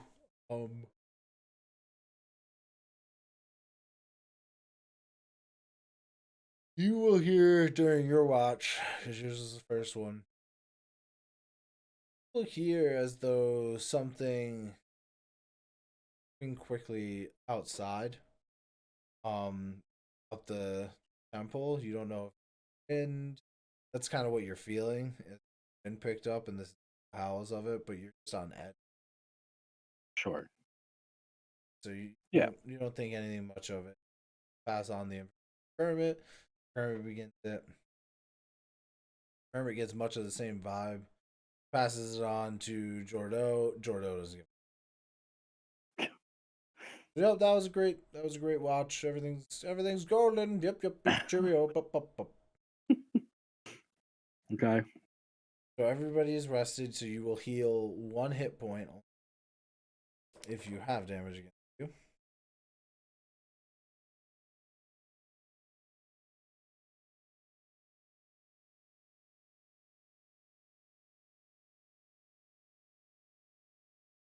Corruption back to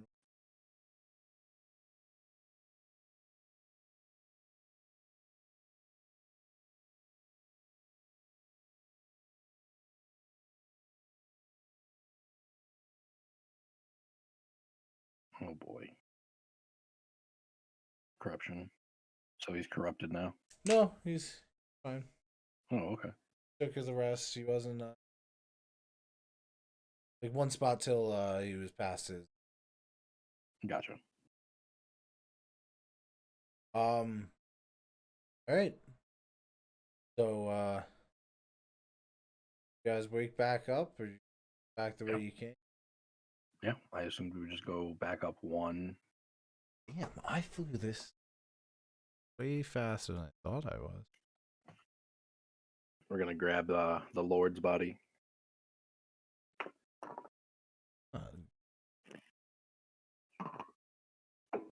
Change something.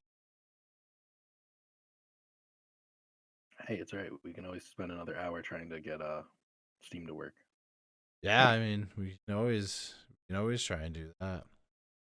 But yeah, so I mean, you successfully grab the body, you travel back to Thistledown, you show up to the estate, and when you show up to the estate, you know, you kinda show up there. At first you're greeted with like weird looks, and then when they see the body, they instantly go to get the Lord. Okay. This happened to be the Lord's daughter, who actually passed away several years prior on a treasure hunting. When you explain to the Lord that, you know, you were hired by somebody, this is blah blah blah, they have no, when you describe who it is, they don't even know who that is. The person who came to find us. Correct. Oh boy. They, however, will honor the deal as you have brought rest to his daughter and was able to allow them to have peace of mind. So Okay. they honor the deal. They give, you know, he goes, I will either sponsor your explorers permit, or pay for you in straight thala. I'll look at Kermit and Jordu and see what they think. Thala You make said me hollow, but Sure, so come on, explorer permit. We can actually do them without having to go with some other schmucks. yeah, I'm thinking we do that one. We can lead our own caravans. Yeah. He'll give you a writ of debt. Credit thing. Yep, show this to the Queen's office in Thistledown, and they will present you with a explorer permit for worth. Perfect. That's where we will end that. But yeah, that's like in a nutshell, Symbaroum. It's really very fun. interesting. Did you like it? Did you not? I did. I think I enjoyed the. It was pretty easy to pick up. Like, oh yeah, it's, and like there's honestly there's not much besides just the items, learning your abilities and stuff like that. So like you'd get at the end of each scene is usually what they call it, or the end of the session is when experience gets handed out. Experience is kind of, it depends on how you're playing, but a lot of the time it's supposed to be slow. So each session may only give you like 5 experience points. okay. And then it's like 10, 20, 30 or something like that. Level up skills. 10, 20, 30 to level up skills. Yeah, so 10 to get a skill to novice. From novice, it's 20 to get it to adept, and then from adept, it's 30 to get. Okay.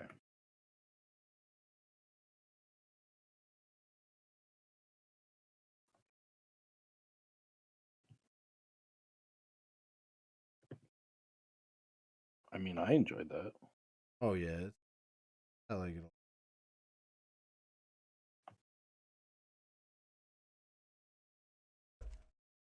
And you guys are playing a full campaign for this? Yeah, I have a home file.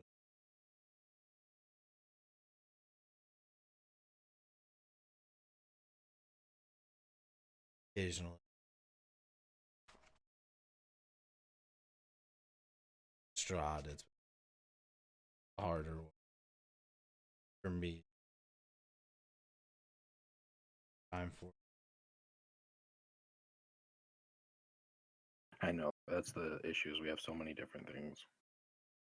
Well, like it was good for when we started them, but oh yeah, now absolutely. Now things are. Oh, I mean, it's the same with our Strahd campaign.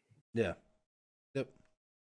We started it because we couldn't fit everyone else we couldn't get everyone together, and now we can't get that one together because we're doing the other ones. Yep. 169. And because, we're out here raising money. Well, that's the other thing. Here, every month we've been doing these live streams. Our big 24-hour, which is actually turned into a 26-hour. Why don't we just make it a 42-hour, Nope. Work Sunday. But and here we are 14 and a half hours in. Only. Yeah. The day is young. Still got a way to go. We are over the halfway mark. Woo! But so that's pretty intense.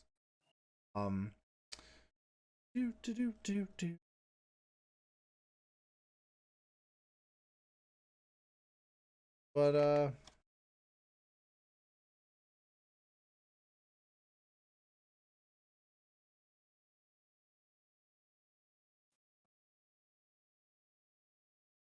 yeah, so like it even states like if a challenge is of importance and of enough importance, if it greatly affects the player character's chances to achieve their goal by either success or failure, reward them with a single experience point, even if no success tests were made. Like, that's their way for inspiration. Awarding 1 point because like re-rolls pull from your experience, stuff like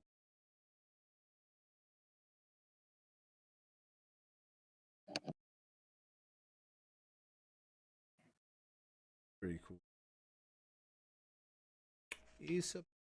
I would be curious to see how you can expand the skills that they have. Obviously, I haven't looked at this before, so I don't know. Can you add different abilities and powers as you go up? Yeah, so can you just modify the ones you have? Nope. So the way a lot of this works is so like the occupations, which is kind of like hey, this is at least here's what the options are. Here's good starts to builds is what their occupations are. So they'll suggest, hey, if you want to do like this kind of style play, do this to start this style, but pretty much a first level character either gets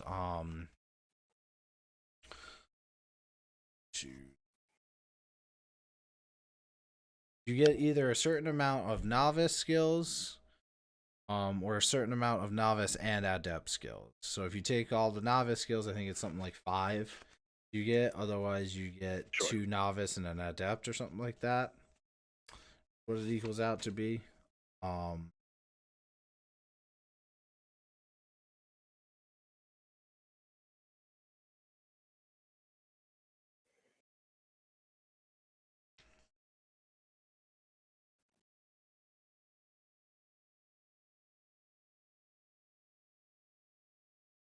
Yep, so at start, they're divided into 3 things.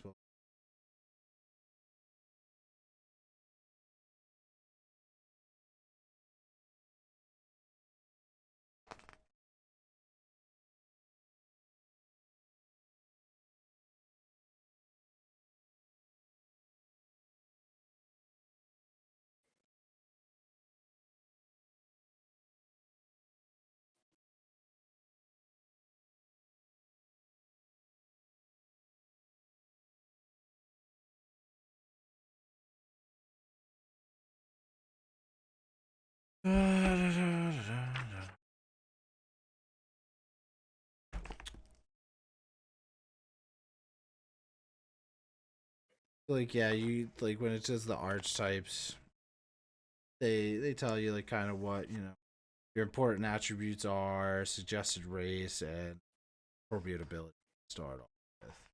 Sure. So they run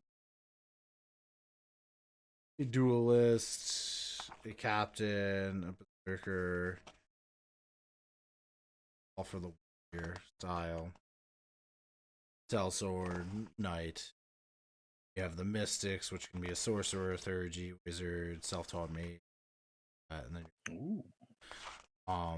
I say obviously there's more than just we've seen with these pre-duns. Yeah, correct. So there's multiple ways to do that, and then they even tell you, like, hey, if you have some other method that you have, do it however you want. In the starting of, trying to find how many.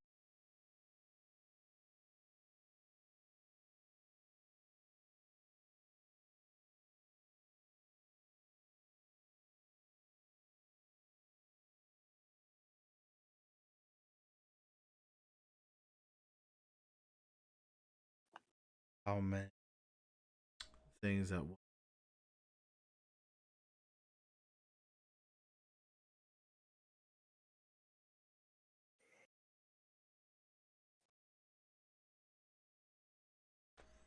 But then it also tells you what, like, your typical distribution should be. So, like, instead of rolling for your attributes, sure.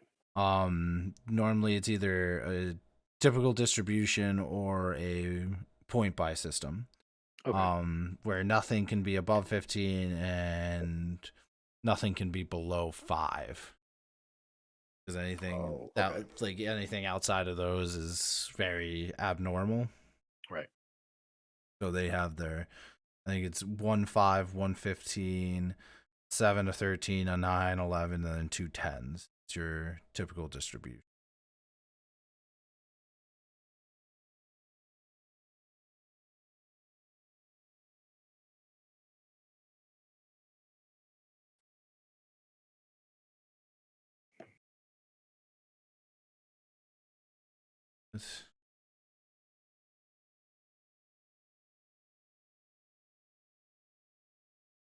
Yeah, here it is.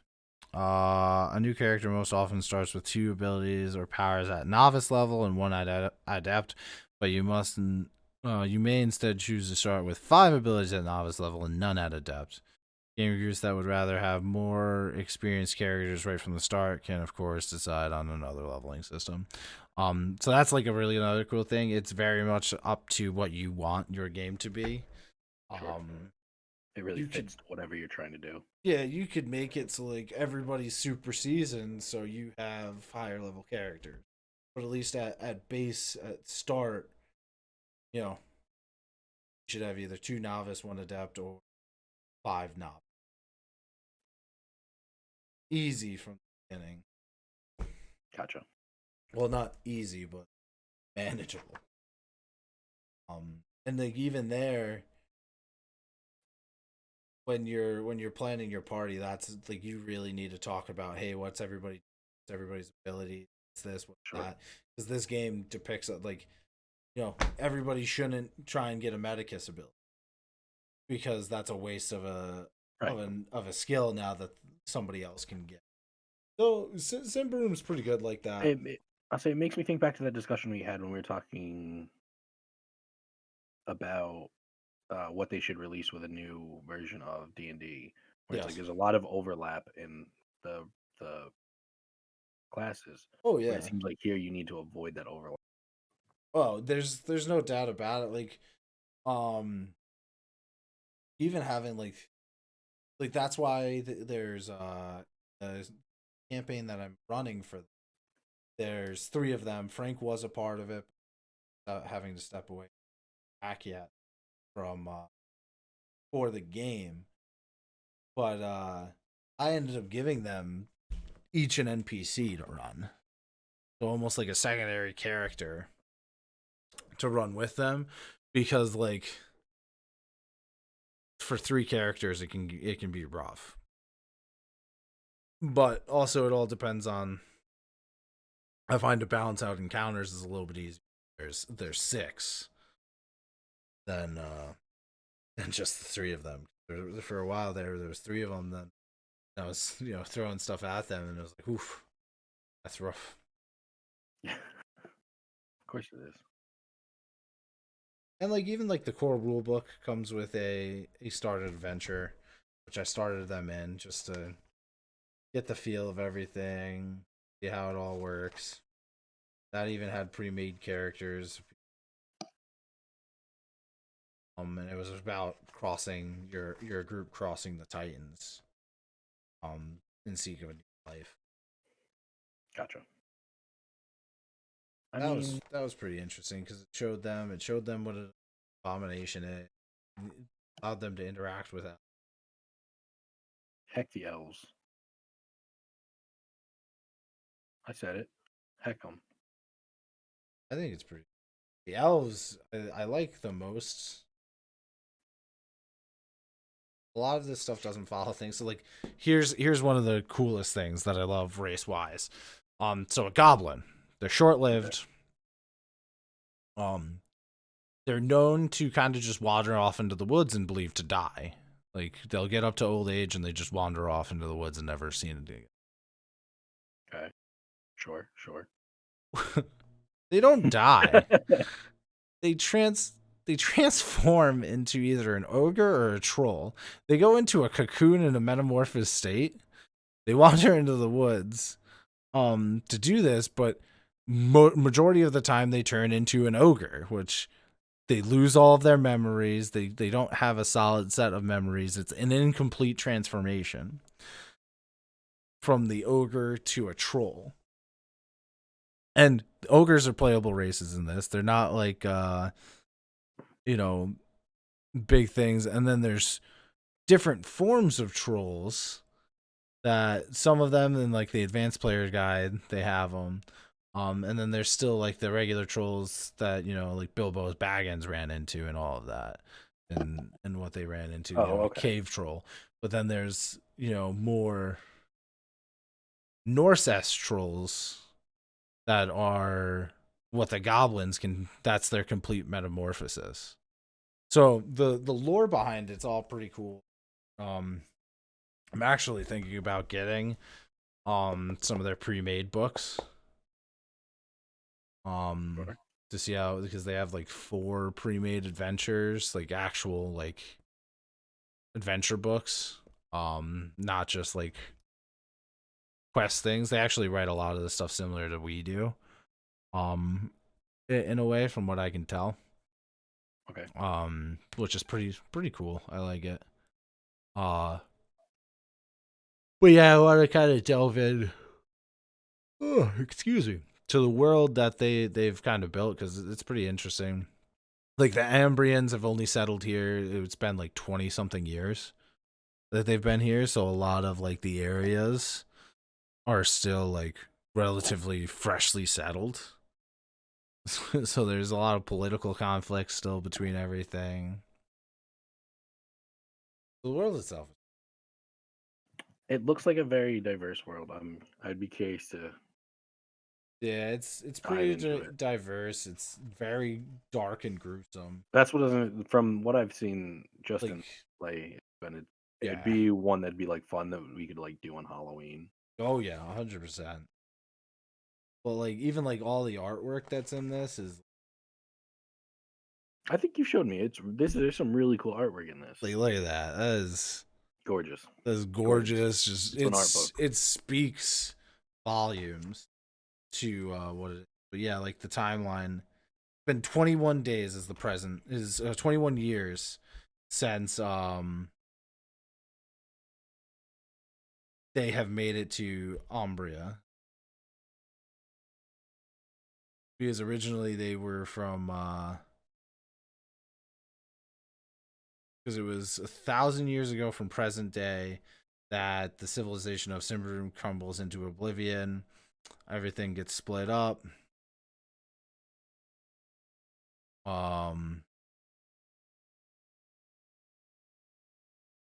Albator, which is where all the Umbrians originally came from, is stuck in this constant state of war against the Dark Lords. The king ends up getting killed, so the queen ends up Corinthian. The queen is crowned. She gets captured by the Dark Lords. Then there's an aspect where, oh heck, they break out. to fight off the Dark Lords. They're able to kind of fight them off. A lot of everybody, once they fight off the Dark Lords, everybody, like the land south of the Ravens is just pestilent ridden. Nothing is there. So they, travel across the Titans and into Umbria once more to settle again, and that's where a little bit of the conflict between the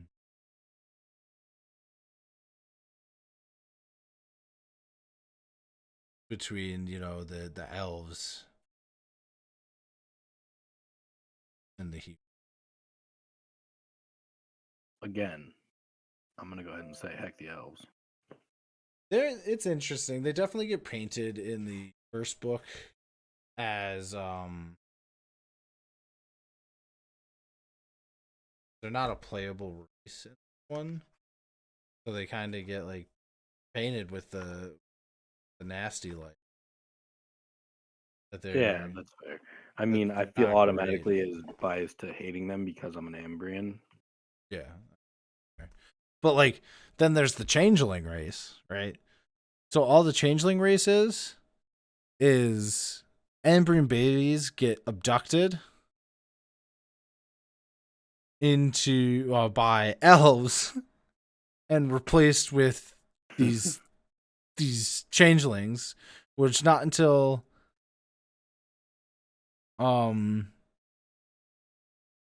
like a certain age, all of childhood, they look like a human child. Sure. And then as they start going through puberty, a lot of elf features come through, and then they never truly become an elf in the sense of the word, but a changeling reaches adulthood approximately at the same time as a human, but they share elf and human features, and nobody knows. Nobody knows what's going on. Nobody knows why the elves are doing this. So usually, like, witches and wizards will take them in as servants. Otherwise, they end up on the street, exiled by both human society and their hatred for everything else. Sure. So like nobody knows what they turn into. But yeah, goblins, ogres just don't end up becoming clueless, so they wander a lot. Sure. And because they live like forever, and their memory is just not there. It's very short term in a way. So they'll be like, "Oh yeah, I think I've been here," and they're like, "Oh yeah, have you?" And he goes, "I don't know, it looks familiar."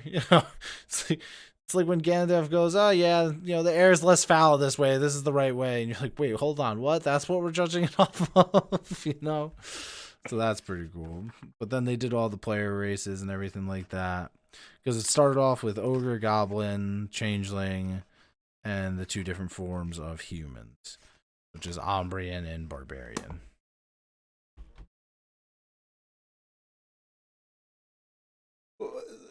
Special. The special player race, or the advanced player guide, or whatever the hell it is. One of those words.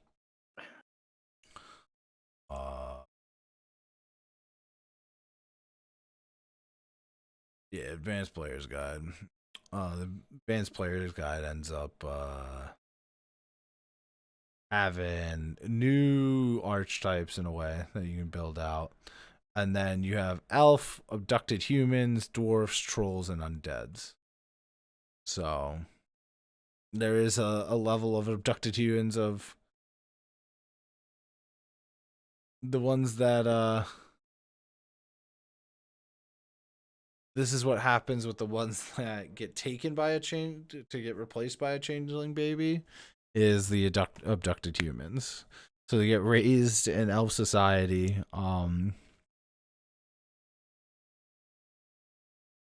because there is an increasing need for warriors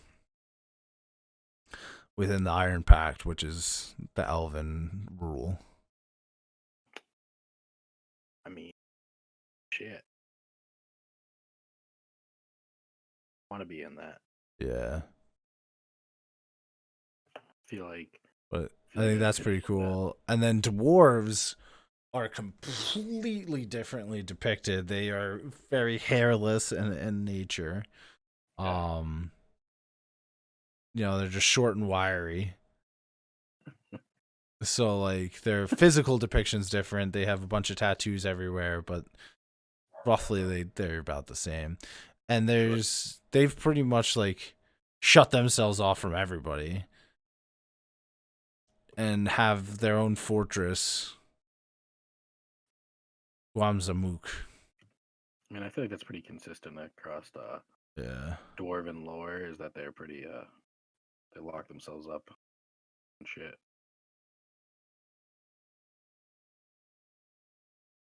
Everybody knows dwarves like to stay to themselves.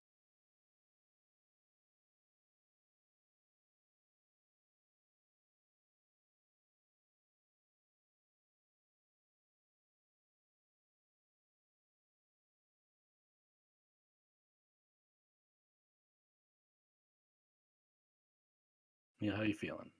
I'm feeling good, man. Just reading, talking. Yeah, it's pretty dope.